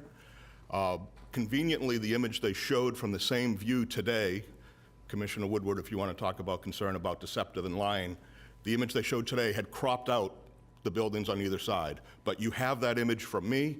It's in the application, and I would suggest that they send it because that'll answer the question of how out of scale this is. So I'm here to urge you to vote, if you hadn't figured that out yet, against granting this waiver to the Beach Sound property. You each have the detailed information I sent before, and I'm not going to go through all of that in the sake of time. Fundamentally, they're building a 10-story building plus 2 stories that go underground into our barrier island. It's just dramatically out of scale. Each story is roughly 25% or more higher than the stories. So even when they say, and he started with it's a 3-story residential, then 6-story residential, so that was part of my question too. What are you actually building? Because what you said is different than what's in the package. But each of those stories is taller, so it's not only the number of stories, each of the stories is 25% taller. If they just fit within the character of what was there, the height of this 110, actually 113 height building, 40% taller than my building to the south of it. So scale-wise, it's 40% taller, 39.5 if we want to be precise. Really demonstrates because they're increasing these heights. But most importantly, this development simply doesn't qualify for a waiver. Let's remember, this entire process was put in place by this developer specifically for this property. And while they made farcical comments that this waiver process will apply to all 7 buildings, it's doubtful any of the other buildings will ever go there. If they do, imagine what we look like. We're going to start looking like a very different area. We're going to look like Fort Lauderdale, not Jupiter. But even more extraordinary is that despite the fact that they handcrafted this waiver process in order to achieve exactly what they wanted, the building they're trying to apply it to does not qualify. Why are we even talking about giving a waiver to a building that does not qualify, a building that has passed its milestone analysis? The objective, and I quote from one of the earlier hearings, to create a process. Why is the waiver process in existence? To create a process, provide an avenue for existing property owners. May I please continue, because I think we started earlier? Actually, your time is up. We've been very lateral with giving people a little bit of time. If you can conclude quickly, and quickly is quickly. I will conclude very quickly. This building fails every aspect, but most importantly, in order for it to qualify for a waiver, it must require redevelopment. This building does not require redevelopment. I urge you to follow the regulations and reject this waiver. I have a question. Sure. My question is for staff in regards to whether or not this building qualifies under this waiver that we put in a year ago. Can you address that, please? Yes, it does qualify. Thank you. So, to be clear though, what the qualifications that he is referring to about it has to be redeveloped, is that part of the requirement? The reason we established this waiver is because none of the buildings along the corridor, the 7 properties, could be knocked down and rebuilt with the existing footprints. None of them could. They all are smaller to the perimeter than the code currently allows, because since the early 80s, the code got more restrictive. In order to qualify to ask for this waiver, you have to have RH/RM zoning. This site has that. You have to be located as one of these 7 properties. This site has that. As far as the standards for the waiver that you have to meet, there's an analysis. I think there's 4 regular ones or 3 regular ones, and then the 3 additional ones. It meets in staff recommendation all of those standards to be able to ask for the waiver. The fact that it hasn't fallen down or been knocked down yet or have fallen down is not a requirement to be able to ask for the waiver. Okay, so I did want to be clear. When we put this into place, we did not require that it be condemned, so to speak. Correct. Like it is a choice. Yes. Okay. I'm sorry, may I read the language? Thank you, sir. Your time is up. It says it must necessitate a redevelopment. Necessitate a redevelopment. That is verbatim from the regulation. Sir. Hey, good morning. Jason Biondi, 19670 Beach Road, resident and owner at the Sea-Watch building. Thank you for this robust conversation and discourse. Based on the developer's commitment to preserving and maintaining the dune infrastructure, the dune ecosystem, their commitment to a high-level certification using a green building certification program, and their willingness to monitor and mitigate structural concerns during the construction activities to the neighborhood and the surrounding buildings. I'm in support of this project. Thank you. Thank you, sir. We have the last 3 cards will be Ray Marciano, John Islito, and Jonathan Chain.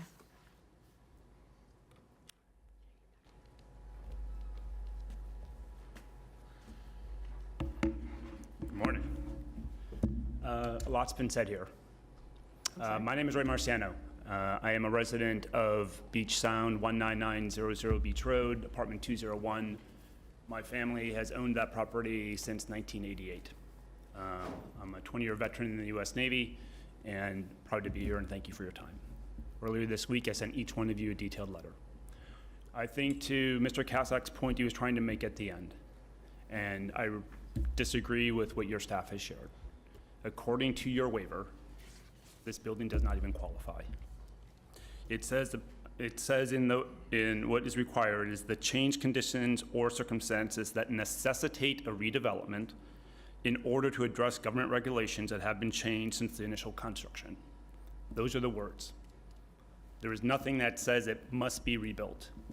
It is like saying your seatbelt in the front of your car that you are required to wear has been cut. And in order to fix it, you must go buy a new car, which we all know is not true. So we violated the fundamental rule that you have in here with regards to qualifying for it. The other thing it says is that the owners must be the people applying, and they must be the builder. The owners lack jurisdiction. The owners are not building this property. It is being subcontracted to somebody else. That subcontractor doesn't have jurisdiction to apply for you here. It says that, I think the other thing that we need to be aware of is a new building could be constructed on this property that does not require a waiver. Absolutely could be if we wanted to. You don't require the waiver. We don't require violating the setbacks that we've been talking through, one of which we haven't spoken about much, which is the side setback. Side setback requirement is, according to the rules, is 100 feet. You can waive it. There's an additional waiver that is in here that allows you to reduce that. The reduction in that waiver, given the height of the building, is 25 feet. At its base, it's 15. A couple of things that we've mentioned, and some of my colleagues who live in the building with me have asked us to remind ourselves. We're building a 2-story underground garage. That underground garage will be within 30 yards of the sea turtle nesting, within 70 yards of the ocean. There's going to be sump pumps down there to evacuate the water, which is going to create vibrations into the sand, vibrations into the building as we go forward. We've talked about the hurricane, about winds. What this building will do to my building is it'll put Category 5 winds against the side of my building in a Category 1 storm. But I want to reiterate, this building doesn't even qualify according to the rules that we have. Thank you very much for your time. Good morning, Mayor and Commissioners. My name is Jonathan Chain, and I represent Ed and Karen Ratto, who are owners of Unit 301 at Beach Sound. They asked me to come this morning to read a statement on their behalf. We are owners of Beach Sound, and we have not consented to this change in zoning. We also do not consent to any variance changes submitted for our property, and we object to any plans that entail demolishing the existing building. We believe that we are here because it was misrepresented that this variance was needed due to a financial hardship with Beach Sound and our association members becoming compliant with the new condominium regulations. Any and all of these representations, as well as any implication that this building needs to be demolished due to safety issues, are simply false. It is troubling, to say the least, that the tragedy at Surfside is and has been used as justification for this variance. We'd ask the commissioners to ask these questions. Why is the developer invoking Surfside here? What is the basis, or are they simply preying on fear? Because Beach Sound undertook their obligation for their required milestone inspections. Specifically, UES Milestone Inspections LLC completed its inspection on March 11th of 2025, just a few months ago.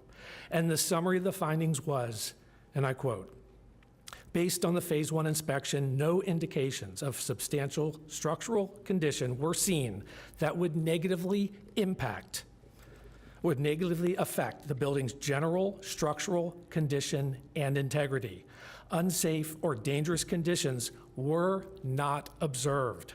A Phase 2 milestone inspection is not recommended, unquote. Furthermore, Beach Sound is financially stable with adequate reserves, no plans for special assessments, and it's projecting a nominal 3% annual increase in 2026 to comply with the SIRS report and meet any future maintenance needs. Thus, the idea that this building needs to be replaced for safety or financial reasons is simply not credible. Furthermore, the other owners who have been here today that are speaking in favor of this project are doing so even though they will not be living in this building any longer and are being paid what I believe I heard earlier as life-changing money. So we need to take those statements with a grain of salt. And we respectfully request that this variance not be approved. Thank you. Good morning, Commission. My name is John Islib. I've spent many years in this part of Palm Beach County and care deeply about the community. That's why I'm supporting Beach Sound redevelopment. This isn't just another development. This is a first-in-class proposal tailored to fit the unique character of our coastal community. I know the development team personally. They've proven themselves to be experienced, trustworthy professionals who care about quality, integrity, and doing the right way. The design is thoughtful. It's not oversized or out of place. It complements the surrounding landscape and neighborhood aesthetic. I understand the scale and feel of this area and can say with confidence that this project won't overshadow neighboring properties. I've seen the plans. They make sense. This is the kind of responsible growth we should be encouraging, investment that adds long-term value and enhances the area to the future. I urge the Commission to move this forward. The project has been approached with care, transparency, and respect for the community. That should matter. Thank you. Thank you, sir. So that's it for cards. What? We had 4 non-speaking cards, 1 in opposition, 3 in support. I'll give them to the clerk. Thank you very much. So we're in a unique position. Actually, I am in a unique position because there isn't much that comes to me for District 1 in redevelopment. But Mr. Seymour, would you like to rebut anything? And I do actually have some questions. I would appreciate that, Madam Mayor. I also have some handouts. Nick, there's one if you guys want it. And I've got one for the clerk and one for each of you as well. You talked about killing trees earlier. All you all are killing trees. That's actually less paper than I had, I promise, or that was sitting up here. And it's less than it could be. What is in that are 4 different documents.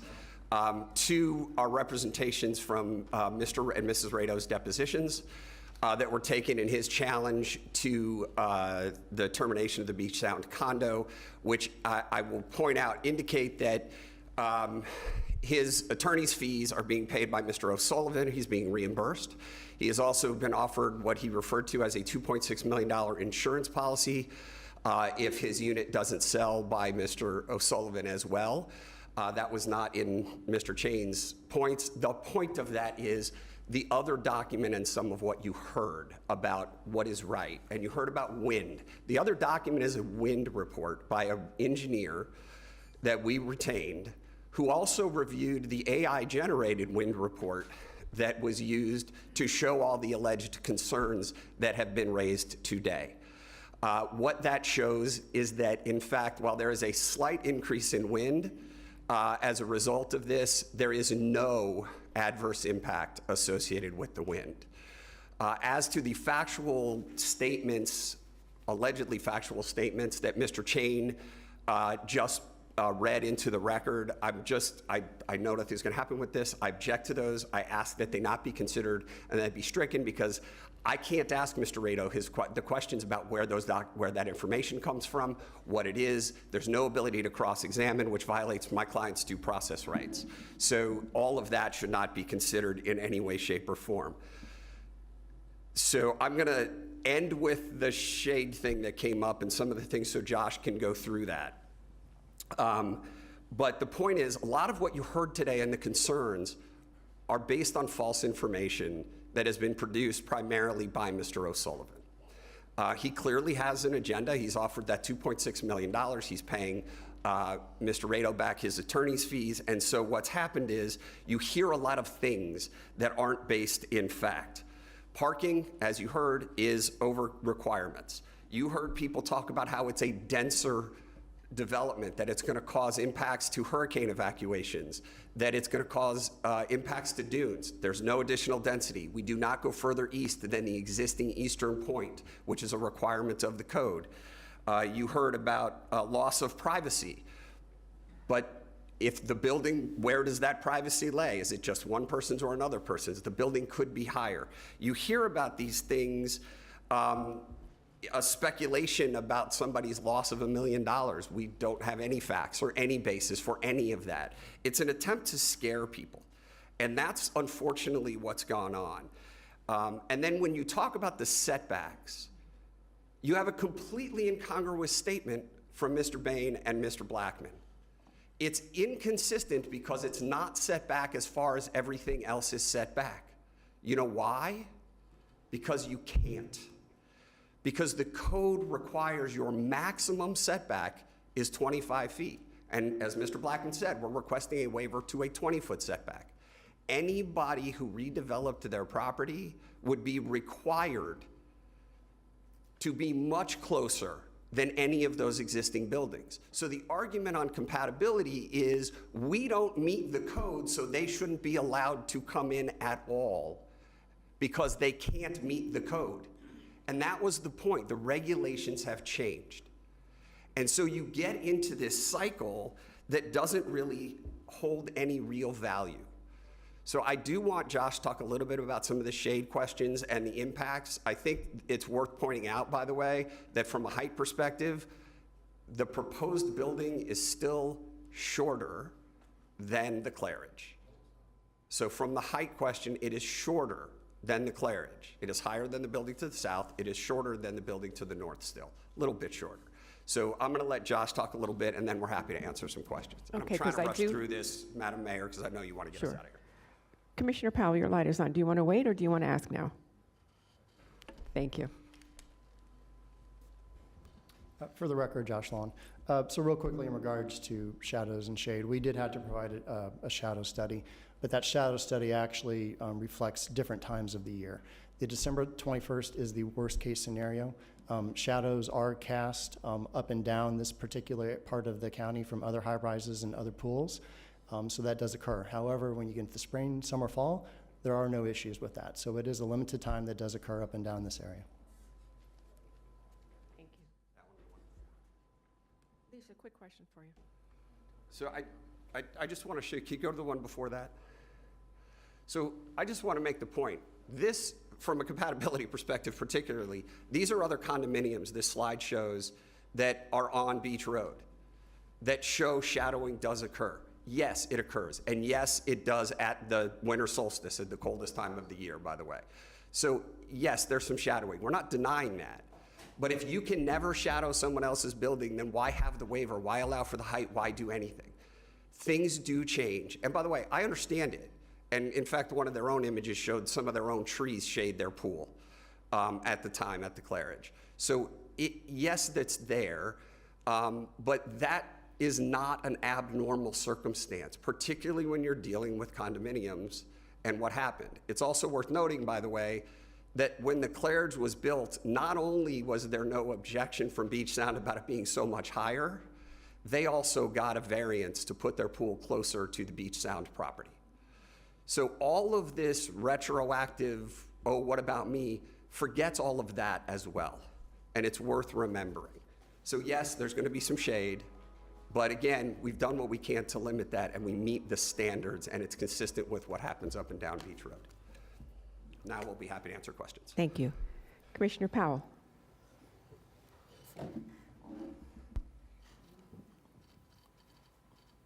Thank you, Mayor. Attorney Seymour, can you tell me, I know it will be the same number of units, and this is based off of beautiful song. Can everyone turn their cell phones off, please? I like my walk-up music. Beautiful, beautiful. how many parking spaces are there currently as opposed to what's being proposed? So we know there's a proposal of 30 30 spaces for the new units. How many are there currently? So I'm not sure. Let me check on that. 1 second. I'm sorry.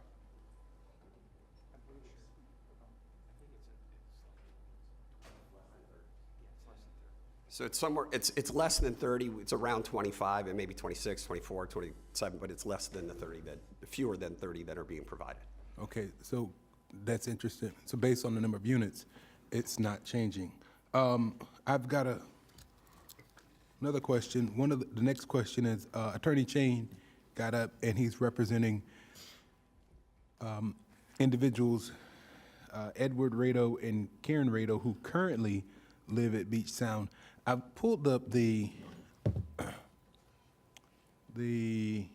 list that was with the application of property owners, and just based on the addresses, it looks like at least half of them, this is not either their primary address or the primary area place where they receive mail. Just for my edification, how many of the units are currently owner-occupied or occupied by people who currently, owner-occupied? So I don't know the answer to that question. I don't think that they're rented out necessarily, Commissioner Powell. I suspect that a lot of these condos, I don't know the answer, by the way, but just in general, with a lot of these condos on the beachfront, they're people who live part-time in Florida. Whether and how many live specifically full-time there or not, we don't know, but the owners did consent where they needed. But more importantly, we went through this with the county attorney's office at length. There has been a decision by the court that basically supports the termination of the condominium and the process by which Mr. and Mrs. Rado will get paid, that they consented as well, the condominium association. Okay.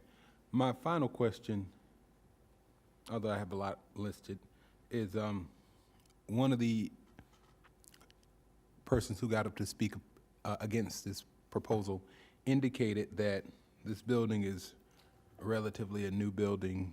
Well, not relatively, but it was built 40 years ago, which he would indicate is pretty young. And I think 40 is young-ish, youngish, right? But what is the reason for the redevelopment? So I'm 54 and I'm falling apart, so I can't speak to from 1984 and 40 years, but the reason is an interesting dynamic, right? The owners of the building were approached by Mr. Perko. They went through their process, whatever their process was. I can't speak for each of the owners, and they decided that the best interest of the owners, the association, the building at large, was to redevelop the property. That's the only thing I can tell you with detail. Thank you. Vice Mayor.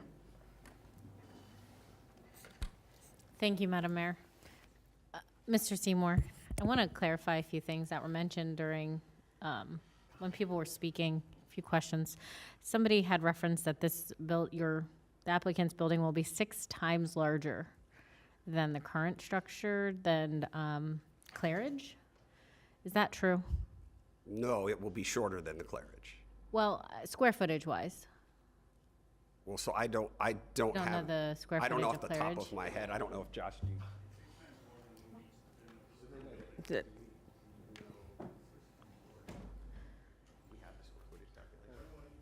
Thank you. Thank you. No comments from the audience. We don't have that full calculation of each individual piece. At every property being different, it's a little bit hard to deal with, but it is larger than we were, and it is larger than some of the other buildings.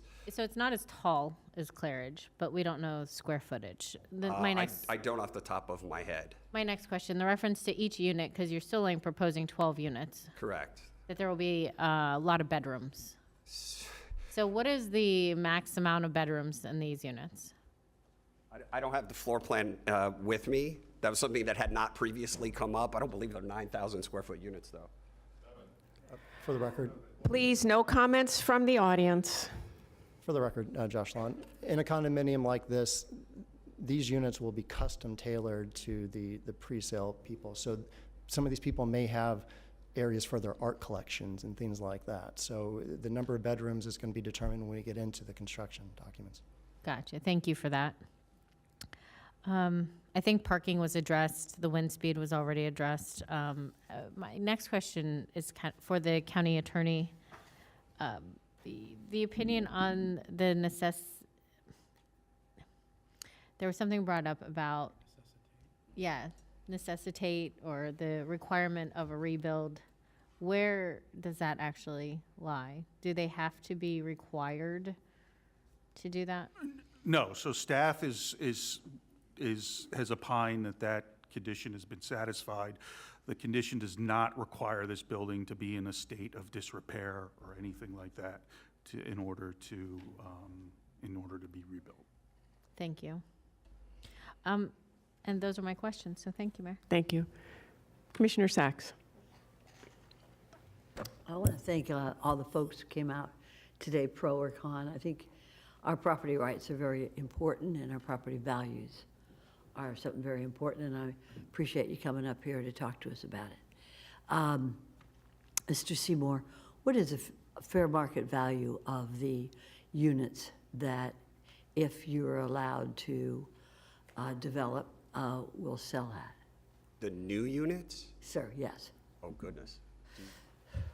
So I'm always very cautious about this because it goes into the pro formas, but and I obviously don't know. I clearly don't know, right? I don't get into the financials. You're not going to buy one or two of them? Yeah, I'm not buying any of them, whatever they're priced. I'm sure it's over my It was pay in grade. jest. I'm just, what I'm getting at is this. No, let I'll me tell you see what what I can- well, just a yeah. second. I'm getting at is this. It's important for every homeowner to have your property value go up and not go down. And that depends on what's going on in your neighborhood.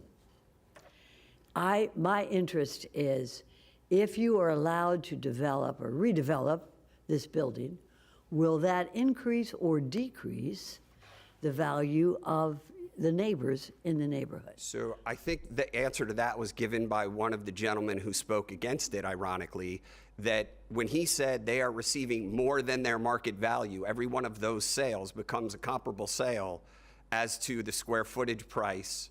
And then if you have the unit sales that are above that, they become potentially unit price comparables. They get adjusted by appraisers.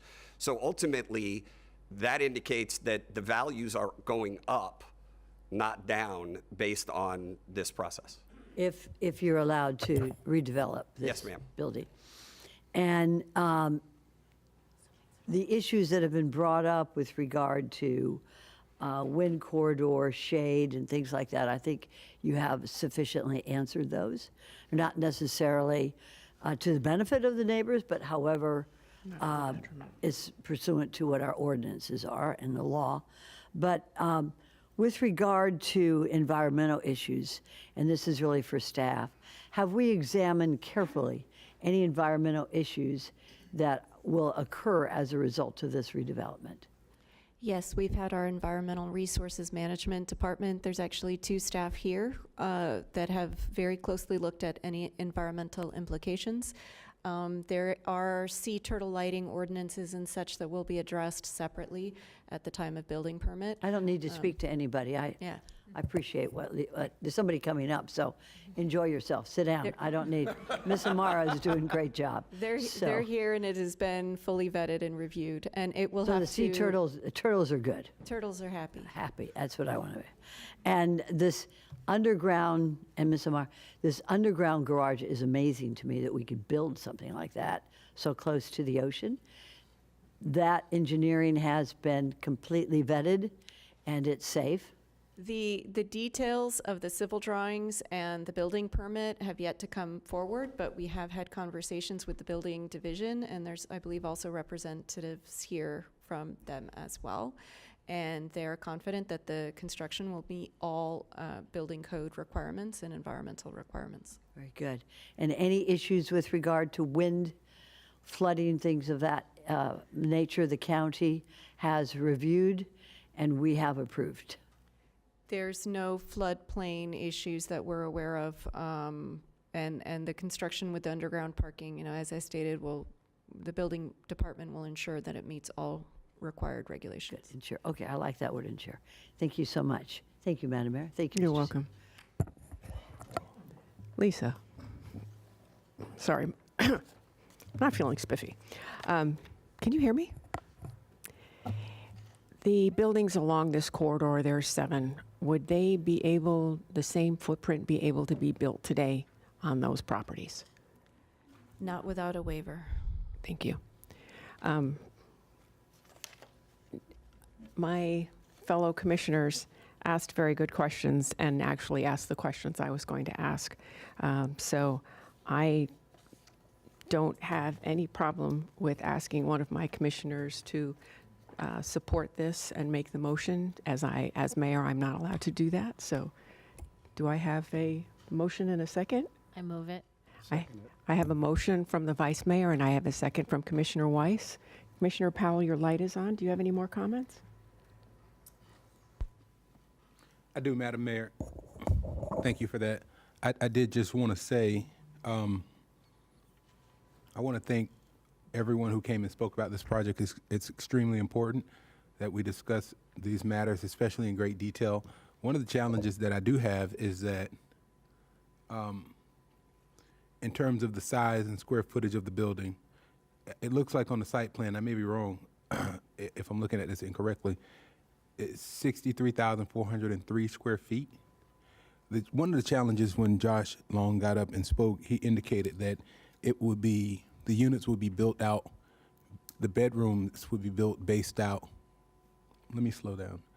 The number of bedrooms will be built based on the individual owners who come in and purchase the units. They'd have the opportunity to redo that. The challenge with that is people have indicated the issue of parking. And based on the number of units, which is what parking is based on, in table 6, I pulled it up earlier, but in the chart, in the parking calculation, parking is based on the number of units and not the square footage or the number of bedrooms per unit. So that does obviously present some type of challenge. One of the issues I also had here is not being able to tell us what the size of each unit or the size of the total building would be as compared to what's there now. And then just the level of, on each side of what we're looking at. You know, I heard someone come up and say, well, you know, we don't have hot tubs. Someone got up and indicated that, you know, well, there's nothing in here about air rights. I think, respectfully, its interpretation in terms of adverse impacts on properties that are adjacent. I do agree with staff here because staff has reviewed this much more in detail than I have over the last 2 days. So I'm, of course, going to support, but I do also believe that there were some really good points that were brought up by those who are opposed to this.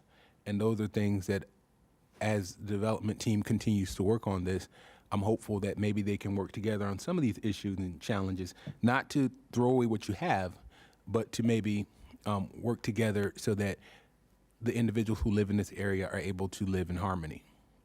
With that being said, I close my particular comments on this, Madam Mayor. Thank you. We do have a motion and a second, and I will comment. I do want to thank everybody that came today to voice their opinion one way or the other. That's what we're supposed to do. That's why we have public comment here. I do want anything that gets built to be built with the facts that have been given to us today. So I don't have an issue with the parking because I don't believe that these folks are going to be residents. I believe these are going to be second, third homes, which a lot of the condos on this stretch of land are second and third condos. Given the fact that it is the same amount of units, I'm comfortable with it. I thank everybody again. I have no more questions. We have a motion and a second. All those in favor say aye. Aye. All those opposed, see that motion carries 6-0. Thank you very much for everyone that's came today to speak. So we have what looks like 2 more items on our agenda. and hopefully we can get through those in a quick manner. We have items C, 10, and 11, the comprehensive plan amendment with concurrent zoning and ALDC applications for the paving lady. These next items on the agenda, 10 and 11, correct, Wendy? Yes.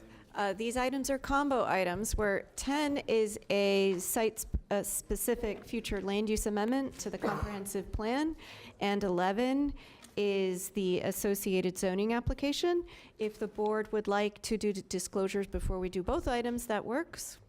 You know, there's no disclosures needed for 10, but there are disclosures needed for 11. And before we go to the applicant for the presentation, if you'd like to do disclosures We'll now. do disclosures now. That's great. Thank you. Commissioner Sachs, any disclosures on these items?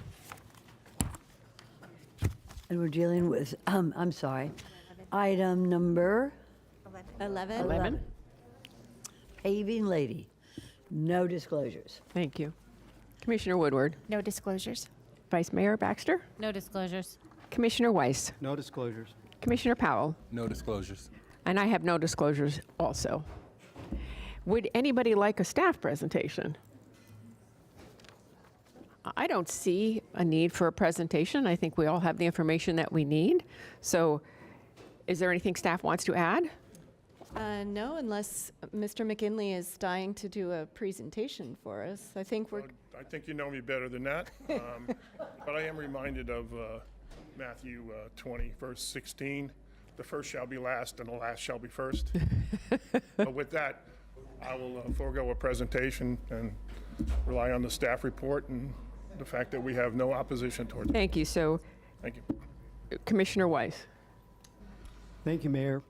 This area is in District 2, this application, and it is, it's an area where there is a lot of industrial uses, and this, so as far as I'm concerned, this makes a lot of sense what they're asking to do, and I have no problem supporting it today, based on the staff report we've received. Would you like to make the motion? I will move items 10 and 11. Can we take them together? I would just request that you specify, a motion to approve item 10A, and then a motion to approve items 10, 11A and B. So moved. Second. I have a motion from Commissioner Weiss, a second from Vice Mayor Baxter. All in favor? All opposed? See that motion carries 6-0. Thank you. Okay. Have one more? You want to do 11 now? I thought we did them together. Oh. We did them together. We did them as Darren read them in. We are good. Tough job. Thank you very much. That takes us to the end of the regular agenda. County Attorney, anything you'd like to add? Nope. Planning Director, No comments, thank you. Zoning Director, No comments. Zoning Executive Director, Deputy County Administrator. No comment. Any board direction? Any commissioners would like to make a comment? Commissioner Powell, anything?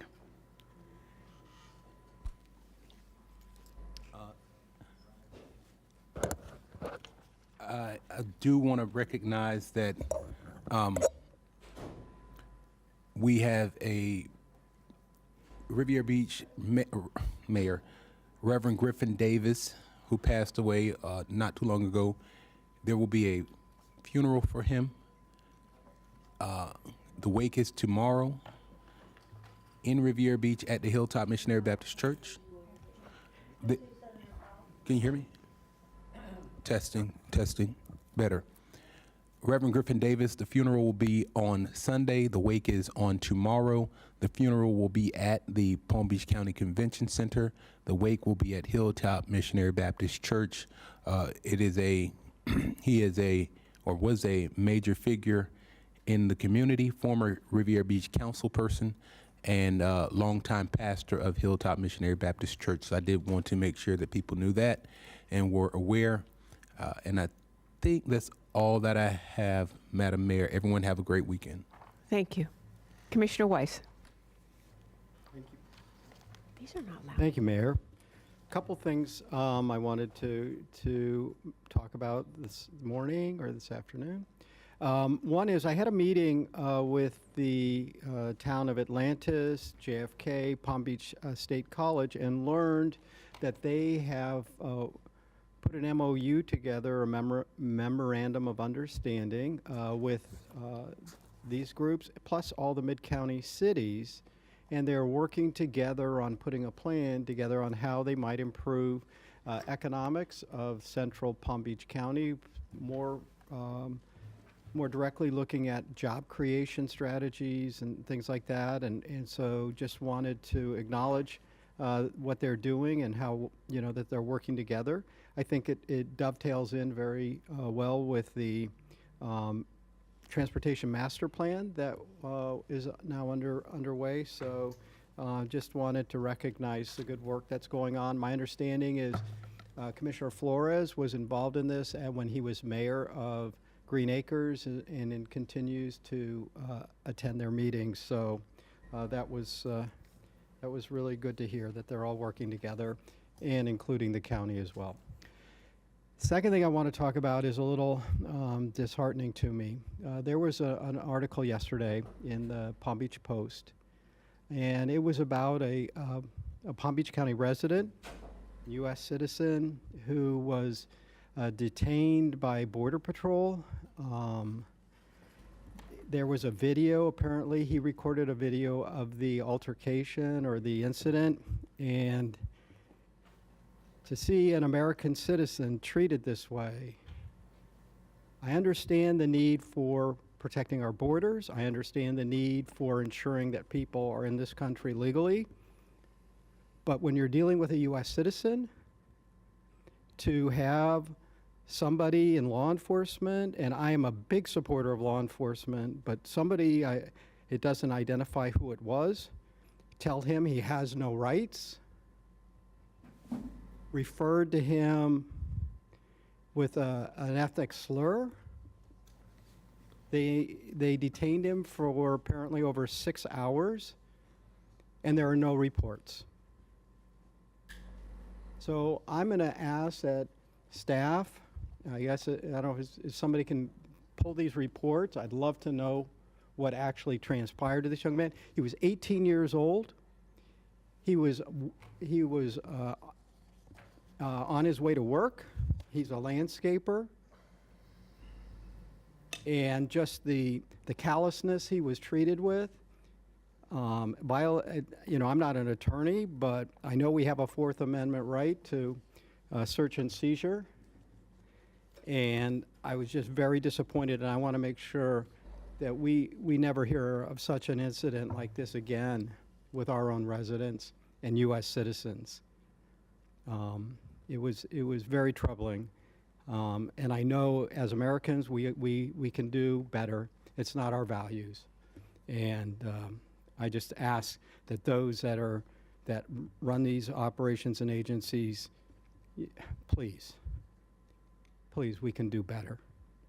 We can do better. This young man has gone through a lot, and it was unnecessary, totally unnecessary.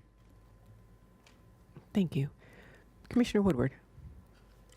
Thank you, Mayor. I just wanted to wish everyone a happy break.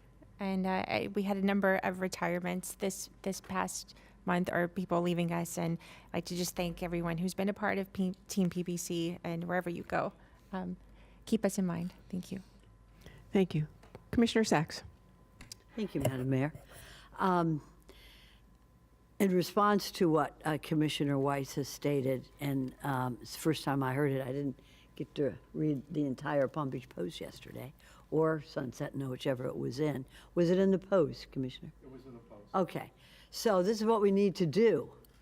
I'd like to have legal counsel, the county council, a county's legal team, put together a paper, thank you, as to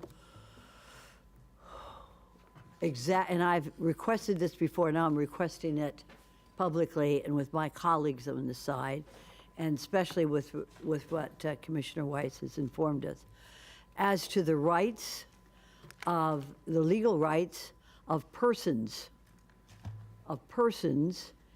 in our county and in the United States. Because the legal rights in our Constitution doesn't just apply to citizens, it applies to persons.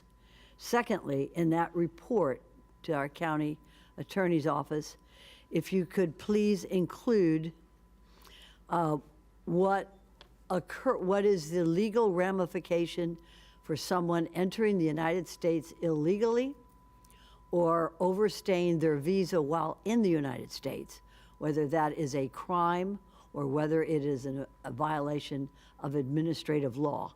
I know there was a bill in Tallahassee with regard to this issue, so I'd like to have all of us informed from our county attorney's office as to the ramifications of what occurs, the legal consequences of a person entering this country illegally, whether that is a crime or not.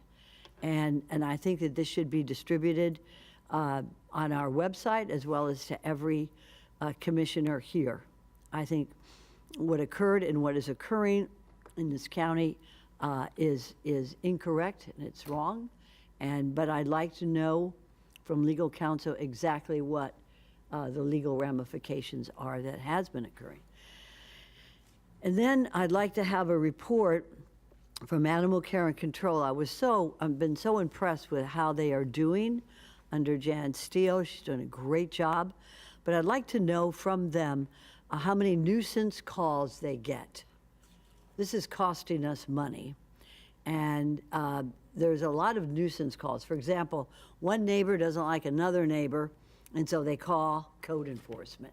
Could be code enforcement, but mostly it's because their dog stepped on the sidewalk and that's not their property.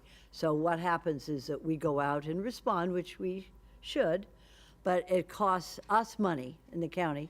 And I'd like to have some kind of report from Animal Care and Control and code enforcement as to nuisance cause, because it may be that we could, after a while, to the second and third nuisance call, we could begin to charge the complainant for the cost to the county. People should also be held accountable. And I'd like to have a report as to what has occurred with our request to our hospitals when we had the emergency hearing and we gave them so much deference to the hospitals here in Palm Beach County with regard to our mental health for kids. They all said they were going to discuss it and get back to us. Chief Durnan said that he was going to start that meeting with them. And I don't need the chief to tell us at the next meeting, but I would like to know from our staff what has been the result of that meeting and what, if anything, are our hospitals going to do about taking care of our children with mental health. And that's I'm paraphrasing the Baker Act as well. And I'd like to wish everybody a great 2 weeks off. Look forward to seeing everybody back. I won't be in the office for the next 2 weeks, but I will be in touch. So I won't be calling you, but if you need me, you always know how to reach me. Thanks so much, Madam Mayor. Thank you. You're welcome. Thank you all. Thank you, staff. I like a meeting that gets over before noon. That's always nice. Yes, I do hope everybody takes the time over the next 2 weeks to recharge their batteries. I think we've been quite busy as a group. I'd like to welcome our new administrator, who at our next meeting will be sitting where Patrick's sitting. So that'll be his first meeting. Will be our first meeting back in August. We look forward to seeing him there. Are you letting me wrap up, Adam Mayor? Oh, but thanks. I'm sorry. I'm so sorry. Go right ahead. So, well, thank you. I'm tired. In addition to Commissioner Weiss and Commissioner Sachs's comments, there's a few things I would like to go on record saying. I think most of our men and women in law enforcement do an amazing job and do what they can with the best tools they have. I think it's a thankless job, and I wouldn't want to be in their position. With that being said, I think we all know how some reports can be written, or some news outlets like to write things to gain readership. which isn't necessarily based in fact. So if we are, to their point, requesting a report, there's a few things I'd like to add or have added to that report. You know, I would also like to know about what is the policy of the officers to obtain the information of whether they are here legally or not. And is it as simple as asking for identification? Was this person resisting providing that identification? Were they cooperating? I do not think that our officers act this way or act poorly without some justification to how the person was acting. Why? There seems to be no reason. If you say, here's my identification, have a nice day. So I would like some more details to how this video occurred, what led up to the video, because as we know, small clips can be taken out of context. So I don't want to just go down this path of saying, oh, what these officers did was terrible. I want the full report of what details were surrounding this. I would also like to know, how many people do they get that are illegal? How many people do they keep, you know, from being on our streets that are not here legally? And more so, you know, the purpose of people entering here legally is important. Having borders is a very important issue. But also making sure that people that are here are not intending to do harm to our citizens. We need to keep them safe. And our officers do an amazing job at that, so we don't want some report to just make all of them vilified. I want to get the details of what's going on here. So that's what I'm going to conclude with that. And lastly, on a happy note, I would like to wish my oldest a very happy birthday, which was yesterday, July 23rd. He turned 16. Pray for me. So thank you, Is everyone. he getting his license soon? If his grades get better, he is. Okay. Okay, so we heard something about good grades. Grades. So I just want to say thank you to staff. Thank you to everyone for being here. So have a great weekend. Vice Mayor, I apologize. So actually, Commissioner Weiss and I attended the League of Cities luncheon yesterday, and there was a gentleman there from the Florida League of Cities. They're one of their legislative teams.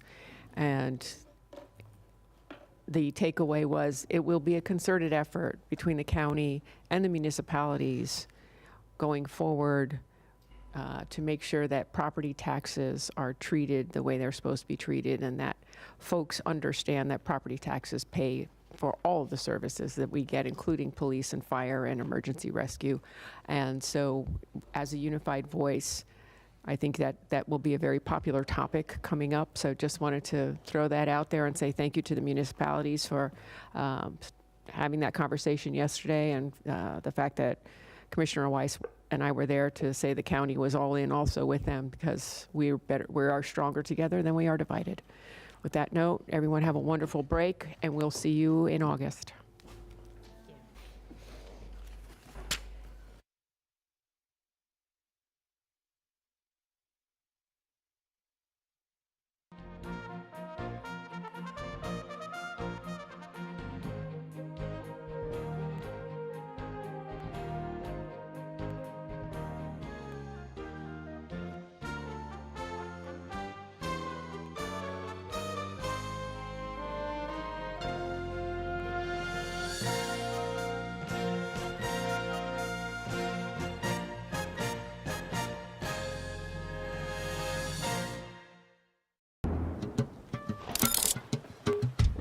What insurance is needed? Where to look, or if I even have coverage?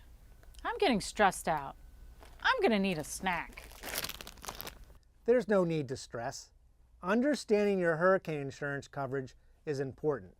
The first thing is to find your declaration page on your insurance policy.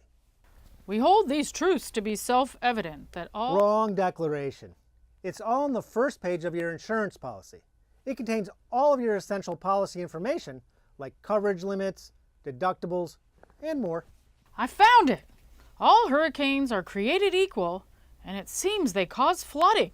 Flooding is one of the biggest risks during a hurricane, and many people don't realize that standard homeowners insurance doesn't cover flood damage.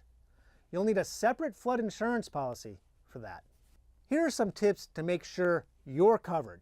Review your policy annually. Make sure you know what is and isn't covered. Understand your deductibles. Hurricane deductibles are often different from standard ones. Consider flood insurance. Even if you're not in a high-risk area, it's worth having. And don't forget to keep an inventory of your belongings, like your snacks. That's right, bad weather.